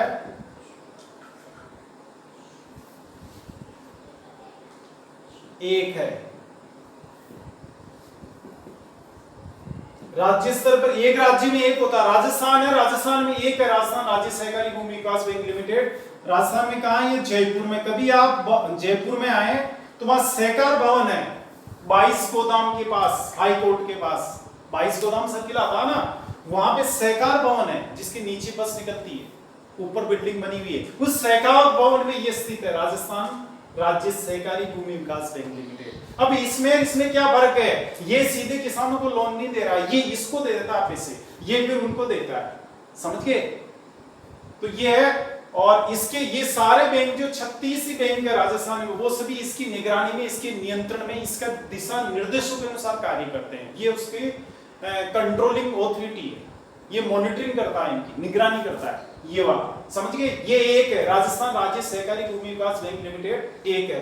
अच्छा, इसकी स्थापना 1954 में हुई, 24 में हुई, इसकी तो लगभग ये मानो 57 में हुई थी स्थापना, ही बाद में हुई, तो बाद में बना, ये तो पहले बन गया था। तो ये भूमि विकास बैंक का है, इसको याद रखना अपने को। अजमेर में पहली स्थापना हुई 1924 में, और ये क्या है कि मेन इसका काम दीर्घकालीन ऋण देना है। अब इसका योगदान कितना है यहाँ भूमि विकास बैंक का? 4%। कितना योगदान है? 4%। कुल कृषि ऋण में इनका योगदान है 4%। तो ये, अच्छा, भूमि विकास बैंक जो होता है ना, ये इसकी क्या, ये भी सहकारी बैंक है। इसका मतलब ये है कि किसान इसके सदस्य होते हैं। इस बैंक का सदस्य को तो कौन होते हैं? जो किसान, जिनकी जमीन होती है ना, तो किसान होते हैं। अब किसान क्या है कि अपनी बचत होती है, पैसे बचे तो इस बैंक में जमा करा देंगे, समझिए। और अब जिसे पैसे की जरूरत है, जिस किसान को, वो किसान इस बैंक से लोन ले लेगा। यानी ये बैंक क्या करता है कि किसानों से पैसा इकट्ठा करता है, किसानों को ही वापस लोन के रूप में दे देता है। एक को, किसी आदमी के पास पैसा एक्सेस हो सकता है, बचत हो सकती है, तो वो तो बैंक में जमा करा देगा, उसको क्या फायदा हुआ? उसको ब्याज मिला, उसको फायदा ये हो गया। तो वो इसलिए पैसे जमा कराएगा यहाँ, और जिसको जरूरत है पैसे की वो यहाँ से लोन ले लेगा और उससे क्या करना पड़ेगा, ब्याज देना पड़ेगा। तो वो लोन लेने वाला जो ब्याज देगा वो ब्याज फिर यहाँ पैसे जमा कराने वाले किसान को दे दिया जाता है। इसमें ऐसा नहीं कोई प्रॉफिट लॉस वाला मामला नहीं चलता है। ऐसा नहीं कि किसानों को तो 5% की दर से ब्याज दे रहा है बैंक और किसानों को से ब्याज ले रहा है 10% की रेट से, जैसा ये SBI बड़ौदा बैंक ऐसे करते हैं, ये नहीं करता है ऐसे। इसके तो नो लॉस नो प्रॉफिट पे चलता है यहाँ मामला। मामूली सा फर्क होता है ब्याज लेने बचत कराने की ब्याज दर और लोन लेने की ब्याज दर, बस थोड़ा सा आधा 1% का फर्क होता है, उसमें ज्यादा इसमें डिफरेंस नहीं चलता है। इनका प्रॉफिट नहीं कमाना, इसका उद्देश्य होता है लोगों को या किसानों की आर्थिक सहायता करना, उनको वित्तीय सहायता उपलब्ध कराना। और सरकार भी इनकी सहायता करती है, राजस्थान राज्य सहकारी भूमि विकास बैंक लिमिटेड है तो ये इनकी हेल्प करता है। अच्छा, इनका संचालन कौन करता है, संचालन भी वो किसान ही करते हैं। जो किसान इसके मेंबर होते हैं ना, वो किसान क्या करते हैं, जैसे 1000 किसान किसी जिले में, मान लो जैसलमेर जिले के 1000 किसान प्राथमिक भूमि विकास बैंक लिमिटेड जैसलमेर के क्या है, मेंबर है, तो 1000 तो चलाने से ले चलाएंगे कैसे, तो उनमें वो क्या करते हैं 10 अपने किसानों को यहाँ एक का चुनाव कर देते हैं, इलेक्शन होता है, वोट पड़ते हैं, 10 किसानों का चयन कर देंगे, वो किसान इसका संचालन करेंगे। उनका एक लीडर होता है, वो अध्यक्ष कहलाता है। तो वो अध्यक्ष और उसके जो मेंबर होते हैं वो 8-10 जने जो भी, वो मिलके एक संचालन मंडल होता है, इसको चलाते हैं। और बाकी इनके पास स्टाफ होता है, बाबू वगैरह, मैनेजर वगैरह ये होते हैं जो सरकार के कर्मचारी होते हैं, वो चलाते हैं। जैसे माध्यमिक शिक्षा बोर्ड होता है ना, बोर्ड तो होता ही है, बोर्ड के मेंबर होते हैं, बोर्ड का अध्यक्ष होता है, और उसके साथ ही चलाने वाले कौन, सचिव होता है, उप सचिव होता है, बाकी अधिकारी होते हैं, कर्मचारी, बाबू वगैरह, ये सब लोग होते हैं। बेसिक संरचना इसकी। तो ये प्राथमिक भूमि विकास बैंक है, इसको याद रखेंगे। यानी भूमि विकास बैंक को 2 भागों में बांटा गया, प्राथमिक भूमि विकास बैंक, और ये जिला स्तर पर होते हैं, ये राज्य स्तर पर है, एक ही है। डायरेक्ट पब्लिक यहाँ से लोन नहीं लेती, ये लोग लोन, ये जो बैंक है ये इसको लोन दे देता है, फाइनेंस इसको देता है, फिर ये फाइनेंस उनको कर देता है।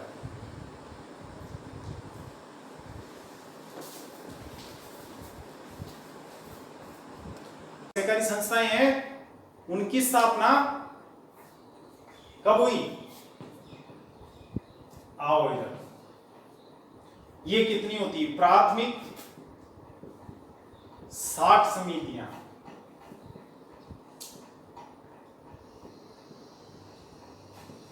ये होती है।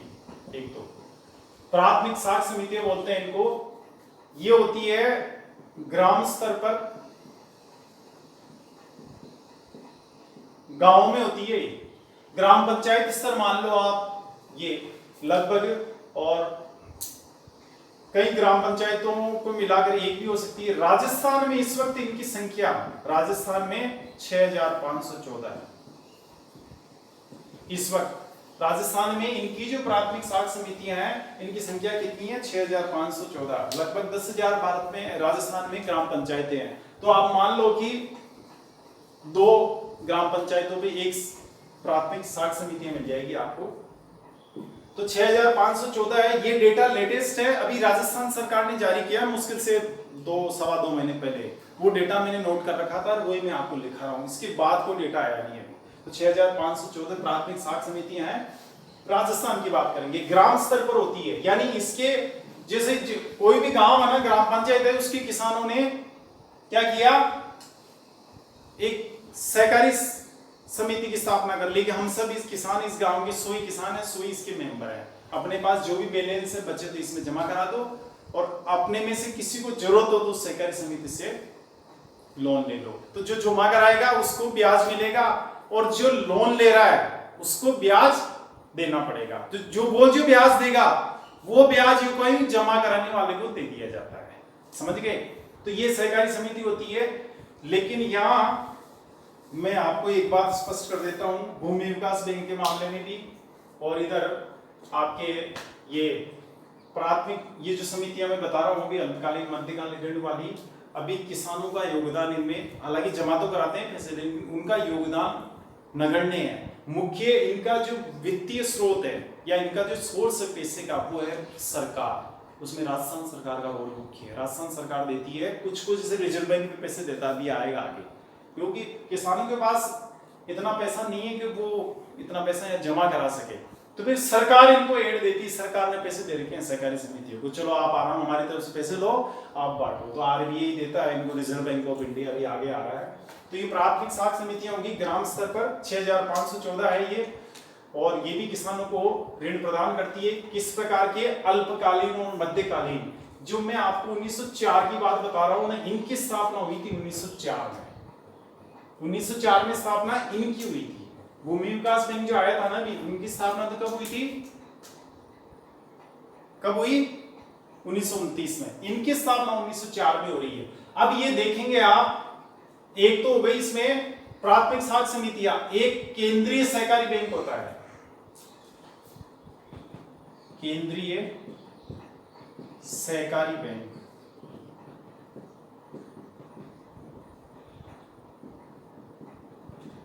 सेंट्रल कोऑपरेटिव बैंक, क्या बोलेंगे इसको? सीसीबी।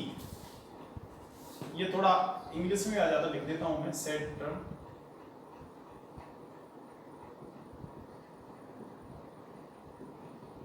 Bank, CCB.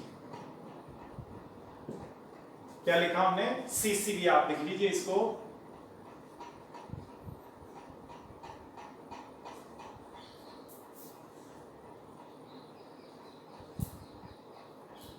ये जो प्राथमिक साख समितियां है ना, इनको ऋण उपलब्ध कराती है। प्राथमिक साख समितियों को ऋण उपलब्ध कराना, इनका काम क्या है? उपलब्ध कराना। प्राथमिक साख समितियों, केंद्रीय सहकारी बैंक ये भी होता है, सेंट्रल कोऑपरेटिव बैंक। इसके भी किसान मेंबर होते हैं, इसके भी किसान मेंबर होते हैं। किसान इसका मेंबर है, वो इसका भी मेंबर होता है, समझ गए ना? तो ये इनका काम क्या है? जैसे किसान ने यहाँ, ये किसान भी इनमें पैसे जमा कराते हैं सेंट्रल कोऑपरेटिव बैंक में, और सरकार भी इनको सहायता देती है, बैंक, रिजर्व बैंक से पैसा आता है यहाँ। तो ये क्या करते हैं? किसानों को लोन देते हैं। तो इनका नाम क्या? Central cooperative bank. और ये क्या करती है कि इनको ऋण भी उपलब्ध कराती हैं, और इसके अलावा अभी आगे बता रहे हैं, राजस्थान में कितनी है? ये 29 है। ये डेटा पूछा जाता है एग्जाम में।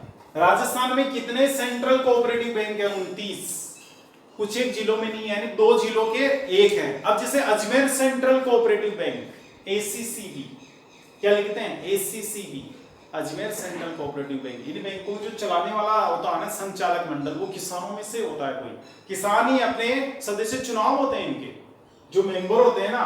जैसे पूरे अजमेर में मान लो इसके 1000 किसान मेंबर, तो 1000 किसान मेंबर 10 आदमियों को नियुक्त करेंगे अपने में से ही, कि आप चलाओ इस बैंक को, हिसाब किताब आप रखो।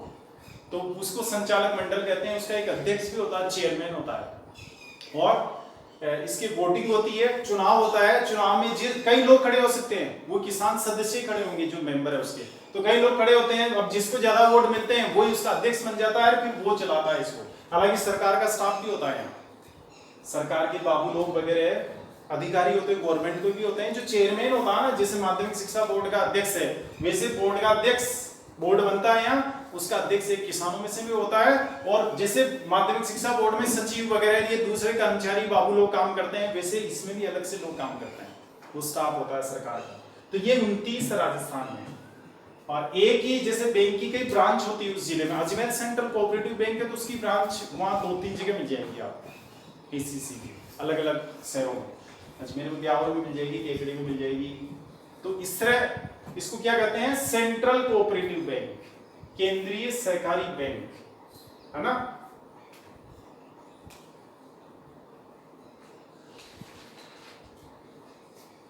ये आ जाएगा क्या? एक बार आप इसका स्क्रीनशॉट लेंगे। चलो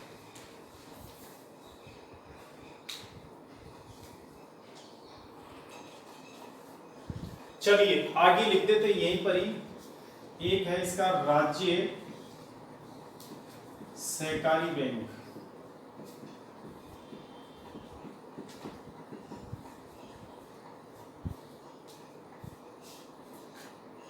वैसे इसमें ये आता है राजस्थान, राजस्थान राजस्थान राज्य सहकारी bank RS, Rajasthan state cooperative bank, ये एक होता है राज्य स्तर पर, राज्य स्तर पर होता है एक होता है। और इसका काम है, अच्छा इसके पास पैसा कहां से आता है? आरबीआई द्वारा, रिजर्व बैंक ऑफ इंडिया द्वारा वित्त पोषण का मतलब होता है पैसे मिलना। इसको पैसे कहां से मिलते हैं? आरबीआई द्वारा। रिजर्व बैंक जो है ना मुंबई में, जिसे एसबीआई को पैसा देता है ना रिजर्व बैंक, बड़ौदा बैंक को देता है, वैसे इसकी राजस्थान राज्य सहकारी बैंक को भी देता है। क्योंकि भारत में सभी राज्यों में है सहकारी बैंक राज्य स्तर पर। तो राजस्थान की में है तो अपन राजस्थान वाले की बात करेंगे। उसका नाम क्या है? राजस्थान राज्य सहकारी bank, Rajasthan state cooperative bank, RSCB कहते हैं शॉर्ट में। राज्य स्तर पर होता है, एक है जयपुर में, और आरबीआई इसको पैसा देता है। इसका काम क्या है? ये जो केंद्रीय सहकारी बैंक है, केंद्रीय सहकारी बैंक को ऋण देना। क्या काम है इसका? केंद्रीय सहकारी बैंक को ऋण देना या उसकी सहायता करना।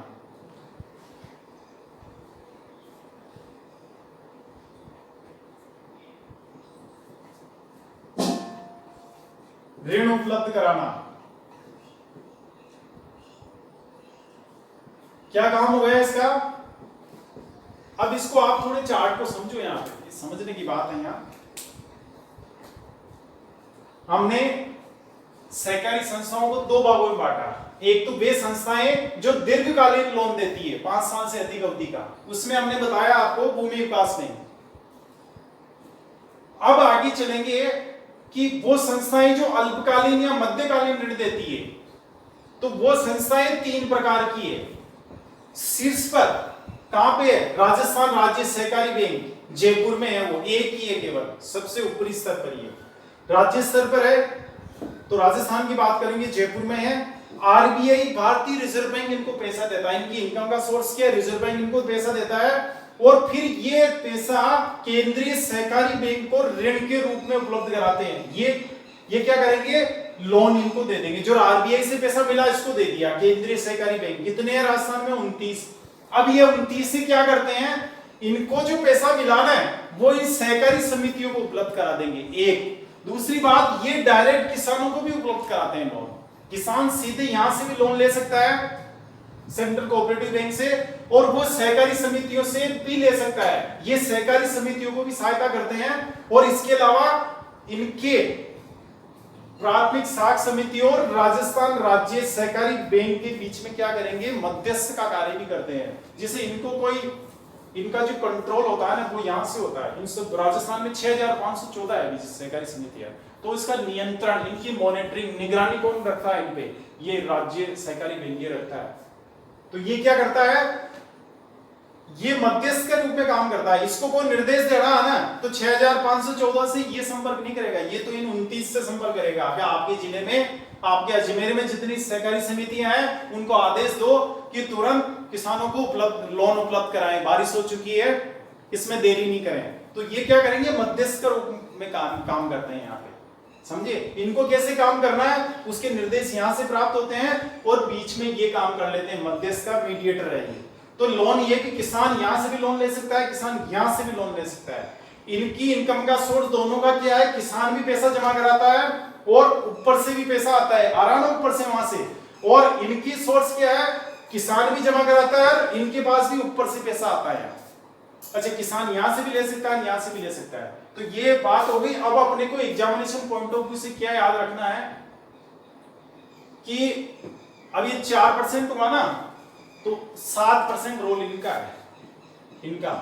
अब आपको यह 4 और 7 में से नहीं भी रखो तो चलेगा, लेकिन आपको ये तो थोड़ा आइडिया होना चाहिए कि 11% योगदान सहकारी संस्थाओं का है। अब उसमें दीर्घकालीन 4% है, अल्पकालीन 7% है। ये वैसे आईएएस का डीप हो जाता है, वैसे मैंने आपको बता दिया समझाने के लिए। वैसे हम आईएएस वालों को बताते हैं, उसमें तो पूछ लेते हैं। तो लेकिन यहाँ आपको ये तो याद रखना पड़ेगा, कुल लोन में, कुल कृषि ऋण में सहकारी संस्थाओं का योगदान कितना, तो 11% की योगदान है, कोई विशेष योगदान नहीं है, लेकिन वो भी बहुत बड़ा है क्योंकि ज्यादा किसान छोटे हैं, छोटा लोन वो लेते हैं ना, 50,000 का लोन, जैसे कोऑपरेटिव है, ये प्राइमरी प्राथमिक साख समितियां हैं ग्राम स्तर पर जो होती है, अब वो 50,000 तक का लोन ले सकती है, बस ज्यादा, इससे ज्यादा नहीं देगी। अब ज्यादा लोन लेना है किसी को, क्या समझे, बड़ा लोन लेना है तो फिर वो क्या करेगा, 50,000 से ज्यादा का लोन लेना यहाँ आएगा, ये कहेगा कि चलो मैं 2 लाख तक का लोन ले लेता हूँ, है ना, 2 लाख तक का। अब 2 लाख का हो गया, फिर भी उसका काम, किसी किसान को बड़ा अमाउंट चाहिए तो वो क्या करेगा, फिर भूमि विकास बैंक से संपर्क करेगा, जो हमने बताया अभी दीर्घकालीन वाला, उसके पास जाएगा। ऐसे अलग अलग टाइप के किसान अलग अलग टाइप के यहाँ जाएंगे, समझे ना, ऐसा नहीं सारे के सारे, अच्छा ये किसानों को डायरेक्ट से लोन देते नहीं, ये तो इनको लोन देंगे, समझे भाई।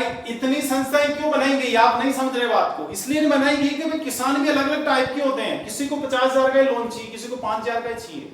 अब 5,000 वाला यहाँ नहीं जाएगा, वो 5,000 वाला यहीं से ले लेगा गांव में बैठे बैठे अपने ग्राम पंचायत, उसको आने की जरूरत नहीं है बाहर शहर में, क्योंकि केंद्रीय सहकारी बैंक तो क्या आगे जिला स्तर पर है, या बड़े शहर में, जिले में भी जो बड़ा कस्बा वहां मिलेंगे। अगर ब्रांच होती है ना, जैसे इनकी ब्रांच होती है 29 है ना, तो 29 की मान लो कम से कम 150 भूमि विकास बैंक होंगे, ये सेंट्रल कोऑपरेटिव बैंक होंगे, एक जिले में 3-3, 4-4, 5-5 ब्रांचेस होती है उसकी, है ना, तो है। लेकिन वो क्या ग्राम पंचायत स्तर पर नहीं है, तो जिसको छोटा लोन लेना 5,000 वो यहीं से अपनी आवश्यकता की पूर्ति कर लेगा, जिसको बड़ा लोन लेना वो यहां से लेगा, और जिसको और बड़ा लेना है तो फिर वो भूमि विकास बैंक से संपर्क करेगा, समझ गए। इस तरह अलग अलग संस्थाएं अलग अलग टाइप के किसानों के लिए अलग अलग प्रकार के ऋणों के लिए स्थापित की गई है, तो ये है। और वैसे सहकारिता को मैं बहुत विस्तार से आपको जब आरएस के मेन एग्जामिनेशन की बात करेंगे ना तब बताएंगे, एकदम से आपके क्लियर हो जाएगा, वैसे इसमें भी हो जाना चाहिए।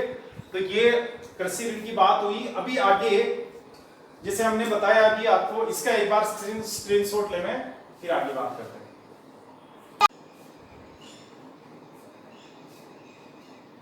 चलिए आगे चलते हैं।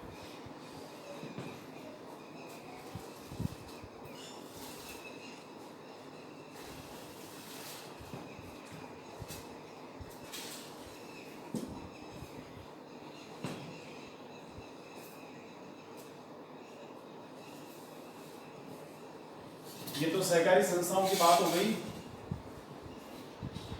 अब बात करेंगे, वापस वहीं आएंगे आप, कृषि ऋण।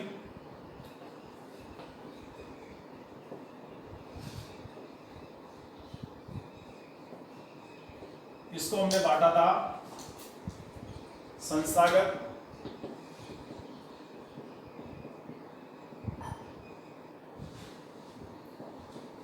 कृषि ऋण को स्रोत के आधार पर बांटा था ना, स्रोत के आधार पर विभाजित है, विभाजन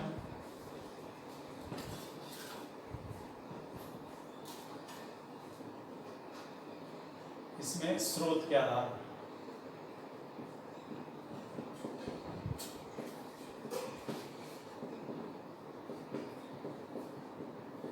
तो ये था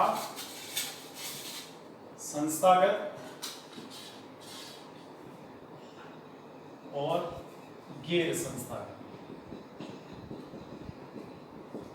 इंस्टीट्यूशनल, नॉन इंस्टीट्यूशनल। तो हमने आपको बताया था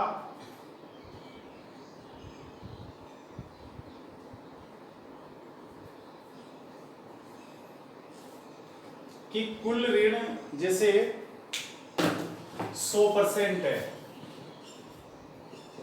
तो 40% योगदान तो इनका है और 60% योगदान इनका है। संस्थागत का मतलब क्या समझे आप? अब जब हमने संस्थागत पढ़ाया आपको तो समझ में आ गया होगा ना। संस्थागत का मतलब हो गया जो ऋण किसी संस्था द्वारा प्रदान किया जा रहा है, मतलब बैंक, सहकारी बैंक, सहकारी समितियां, भूमि विकास बैंक, इनके द्वारा जो लोन दिया जाता है उसको कहते हैं संस्थागत ऋण। फिर ये गैर संस्थागत क्या होता है? इनका योगदान 40% है। इनमें कौन कौन आते हैं? साहूकार, साहूकार होते हैं ना गांव में, सेठ लोग जो होते हैं जिनके पास बहुत पैसा होता है, एक्सेस पैसा होता है, बचत होती है बहुत, तो वो क्या करते हैं फिर ब्याज कमाने के लिए उधार दे देते हैं किसानों को। तो साहूकार हो गए। एक किसान कहां से लेगा? जमींदारों से। जमींदार होते हैं ना, उनसे भी। जमींदार जिनके पास बहुत ज्यादा जमीन होती है, अभी अपने इधर तो जमींदारी प्रथा का उन्मूलन काफी मात्रा में हो चुका है, राजस्थान में। तो आप उधर जाएंगे बिहार वगैरह में, झारखंड में, वहां तो बड़े बड़े जमींदार हैं। आज भी एक ही जमींदार के पास 1000 बीघा 2000 बीघा जमीन मिलेगी। तो ये जमींदार लोग भी बहुत पैसे वाले, गाँव में सबसे ज्यादा पैसे वाले जमींदार ही होते हैं वैसे, समझ गए ना। तो जमींदारों से भी लोन लिया जाता है। एक साहूकार से। एक किसान किससे लेगा? मित्र से भी। उसका कोई दोस्त है तो उससे भी किसान पैसे ले लेगा, यार चलो मुझे बुआई करनी है, तेरे पास तो पैसे है, चलो मुझे दे दो। या जैसे कोई टीचर है गांव में, सरकारी नौकरी करता है, तो किसान बेचारा क्या करेगा, चलो मार साहब से ले लेते हैं, मार साहब 2000 में देना मेरे को, कल ट्रैक्टर वाले को देना है, वो मैंने खेत में उसकी बुआई कराई थी गेहूं की, समझे। तो बुआई कराई तो 2000 रुपए ट्रैक्टर वाले को देने थे ना, तो उसने मित्र, अपना मित्र कोई टीचर है, उससे लाकर दे दिए। तो किसान उससे भी लेता है। और जिससे रिश्तेदार से भी लेते हैं, समझी है, यही चीज है, कोई उनसे भी जाके पैसे ले आएंगे, चलो साहब देना। पैसे वाले होते हैं ना रिश्तेदार अपने, तो ले आते हैं, ससुराल से ले आते हैं, बहन के यहाँ से ले आएंगे, बहनों से ले लेंगे, लेते हैं, रिश्तेदारों से भी लोन लेते हैं। अच्छा, एक इसमें कौन रह गया आपके? मित्र, जमींदार, साहूकार, या एक देसी बैंकर होता है। ये देसी बैंकर क्या होता है इसको समझना। लोकल बैंकर एक चलता है गांव में, बीसी चलती, बीसी। कई लोगों ने समूह बना रखा, 20 आदमियों ने, वो क्या करते हैं, पैसे इकट्ठे करते हैं, जमा कराते रहते हैं हर महीने उसमें। और जब हर महीने बाद क्या होता है कि उस जो जितना पैसा जमा हो ना, उनके पास 10,000, 20,000, 40,000, 50,000 जो भी बैलेंस है, उसको क्या करते हैं, उन्हीं सदस्यों में जो उस बीसी के मेंबर हैं उसमें वितरित करते हैं। ब्याज की फिर वो नीलामी लगती है। कोई कहता है चलो मैं 10% दूंगा, कोई कहता है मैं 15 दूंगा, कोई कहता है मैं 20% दूंगा। इससे जो ज्यादा ब्याज देते हैं उसी को वो लोन दे दिया जाता है। तो ये बीसी जो होती है देसी बैंक कहलाती है। तो एक जैसे देसी बैंकर अपने यहाँ नहीं, साउथ में कई तरह के देसी बैंकर मिलेंगे। दक्षिण भारत में आप जाओगे तो वहां भी कुछ संस्थाएं बनी हुई है ऐसे, ये देसी बैंकर के अंतर्गत ही आती है, एक तरह से बैंक का काम करते हैं जब। तो समझे। तो ये क्या हुए, ये गैर संस्थागत हुए। यानी गैर संस्थागत क्यों कहा गया? हमने इधर जो बताया था ना, वो सभी या तो बैंक थे। कौन थे? बैंक थे, या सहकारी समितियां थी, यानी कोई ना कोई संस्था थी, वो एक व्यक्ति नहीं था। बैंक का जैसे एसबीआई तो कोई एक आदमी का थोड़ी, एसबीआई तो सरकार का है, बड़ौदा बैंक है सरकार का है, क्षेत्रीय ग्रामीण बैंक है वो भी सरकार की ही है। या जैसे मान लो सहकारी समितियां, वो कई लोगों ने मिलकर बना रखी है और सरकार का ही पैसा उसमें लगा है। तो यहाँ पे संस्थागत में क्या आता है, या तो सरकार, कौन कौन आए थे यहाँ, सरकार आई थी, बैंक आए थे, या सहकारी समितियां आई थी, सहकारी संस्थाएं, इस तरह के लोग आए थे ना। तो ये एक आदमी नहीं है यहाँ, ये नियम। अच्छा, संस्थागत क्यों कहा गया इनको? इनके निश्चित नियम होते हैं चलने के, कानून होता है, सरकार ने कानून बना रखा है कि कोई भी भूमि विकास बैंक 12% से ज्यादा ब्याज पर लोन नहीं देगा किसानों को। तो पूरे राजस्थान में नहीं दिया जाएगा 12 से ज्यादा पे, गवर्नमेंट ने नियम बना रखा है। एक ये भी नियम बना रखा है कि अकाल पड़ गया तो प्राथमिक सहकारी समितियों में क्या करती है सरकार के, कोई भी सहकारी समिति किसानों से पैसा वसूल नहीं करेगी, उस पर दबाव नहीं बनाएगी। या भूमि विकास बैंकों से कहा जाता है कि अभी आप जमीन नीलाम नहीं करोगे, इस बार अकाल पड़ गया है, सूखा पड़ गया है, पानी नहीं बरसा है, ऐसा नहीं जाके आप किसानों को परेशान करो। सरकार ने नियम बना दिया, सरकार ने ऑर्डर जारी कर दिया, तो कोई जाकर परेशान नहीं करेगा किसानों को। समझे, एक नियम होता है। सामान जैसे किसान ने पैसे नहीं चुकाए, अब घर में गए कि जो सामान हो वही उठा लो। अब ये प्राइवेट वाले तो क्या करते हैं, जमींदार है गांव का, तो जमींदार तो क्या करेगा, घर में जो था उसके वहां मान लीजिए खाने की गेहूं भी रखे हैं, मक्का रखी है, खाद्यान्न रखा है, अनाज रखा, उसको उठा के ले आएगा, कपड़े बर्तन ही उठा के ले आएंगे। ये लोग तो अपनी वसूली करने के लिए। सरकार में ऐसा नहीं होता है, खाने का अनाज जो पड़ा है घर पे, चाहे बैंक कितना ही पैसा मांगे, उसको उठा के नहीं लाएंगे। बच्चों के कपड़े पड़े हैं, किताबें पड़ी हैं, बर्तन पड़े हैं, उनको कभी नहीं उठा के लेके जाएंगे।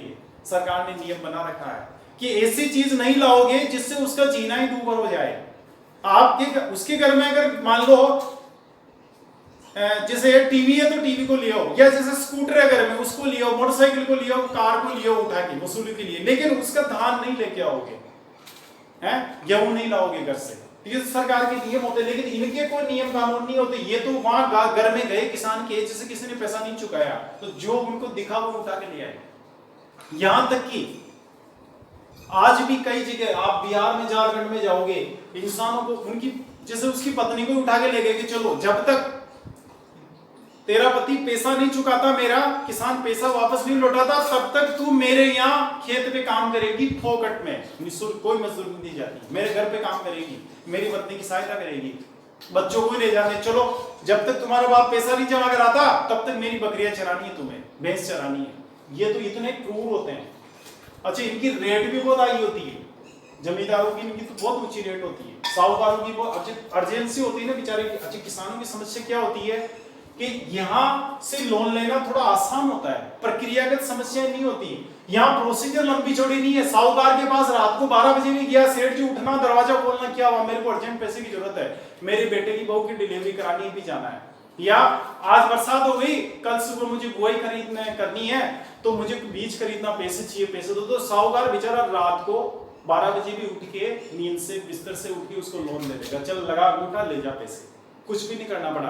अब इधर बैंकों में जाएगा, प्रोसीजर इतनी लंबी है कि आज बारिश हो गई, अब लोन लेने जाए तो वहां क्या होता है, पहले तो कहेगा चलो आपके पास जमीन कितनी है, हाँ हमारे पास रिकॉर्ड लेके आओ, पटवारी से जाओ, जमाबंदी लो, गिरदावरी लो, नक्शे कॉपी लो। अब पटवारी को ढूंढने में 10 दिन लग गए, पटवारी मिला तो उसने कहा भी मेरे को 5 दिन फुर्सत नहीं है, 15 दिन तो वैसे हो गए खराब। फिर वो लेके गया वहां जमाबंदी गिरदावरी बैंक में, बैंक वालों ने कहा चलो आपकी फोटो लो, राशन कार्ड लो, आधार कार्ड लो, 2 गवाह लो, है हम आपका खेत देखेंगे कैसा है, खेत जमीन अच्छी है कि नहीं है, वो सारी चीजें। तो उस प्रोसीजर में नोटिस लो, अलग अलग बैंकों से जाके दिखा के लोग हमारे से, हम इससे पैसे नहीं मांगते, तो प्रोसीजर इतनी लंबी हो जाती है कि किसान परेशान हो जाता है। और उसकी जो जिस पर्पज से वो लोन लिया जाना है, वो पर्पज क्या होता है, पूरा नहीं हो पाता। बारिश हुई 15 दिन हो गई, अब पैसा ही नहीं आया तो बुआई नहीं हुई, तो पीछे रह गई उसकी फसल, समझ गए।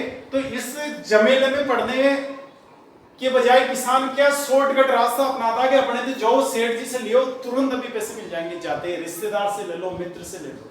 तो इनका भी बड़ा रोल है, इसलिए 40% फिगर आ रहा है यहाँ। आपके गांव में जाओ, चलो आज ही आप पता कर लेना कि आपके गांव में लोगों को जो पैसे की जरूरत पड़ती है, किसानों को, सब इन गांव वालों से कितना लेते हैं। गांव में रहेंगे ये जमींदार वहीं मिलते हैं, साहूकार वहीं मिलेगा, दोस्त रिश्तेदार भी मिल जाते हैं, इनसे बहुत लोग, यानी लगभग 40% लोग यहाँ से लोन ले रहे हैं आज भी भारत की।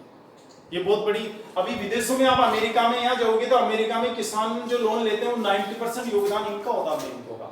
भारत में अभी इनका योगदान कितना, 60% ही है, अभी इनका विकास नहीं हो पाया पूरा। अच्छा, गांव-गांव में इनकी पहुंच भी नहीं है, अभी बैंक है तो हर गांव में बैंक नहीं मिलेगा, राष्ट्रीयकृत बैंक, छोटे गांव में कहाँ है, ग्राम पंचायत हेडक्वार्टर पे मिल जाएगा आपको बैंक।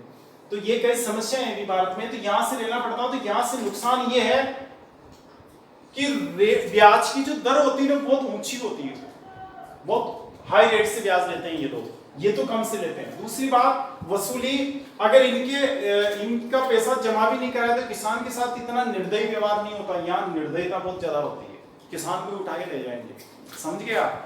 तो यहाँ पे ये है भारत में अभी। तो गैर संस्थागत का मतलब जहाँ इन लोगों से, प्राइवेट आदमियों से लोन लिया जा रहा है उसको गैर संस्थागत कहेंगे, और जहाँ सरकार या उससे संबंधित संस्थाएं हैं उनसे लोन लिया जा रहा है उसको कहेंगे संस्थागत ऋण। ये 60% लिए 40% योगदान। अब मैं आपको एक बात और बता देते हैं, पहले इसका स्क्रीनशॉट ले,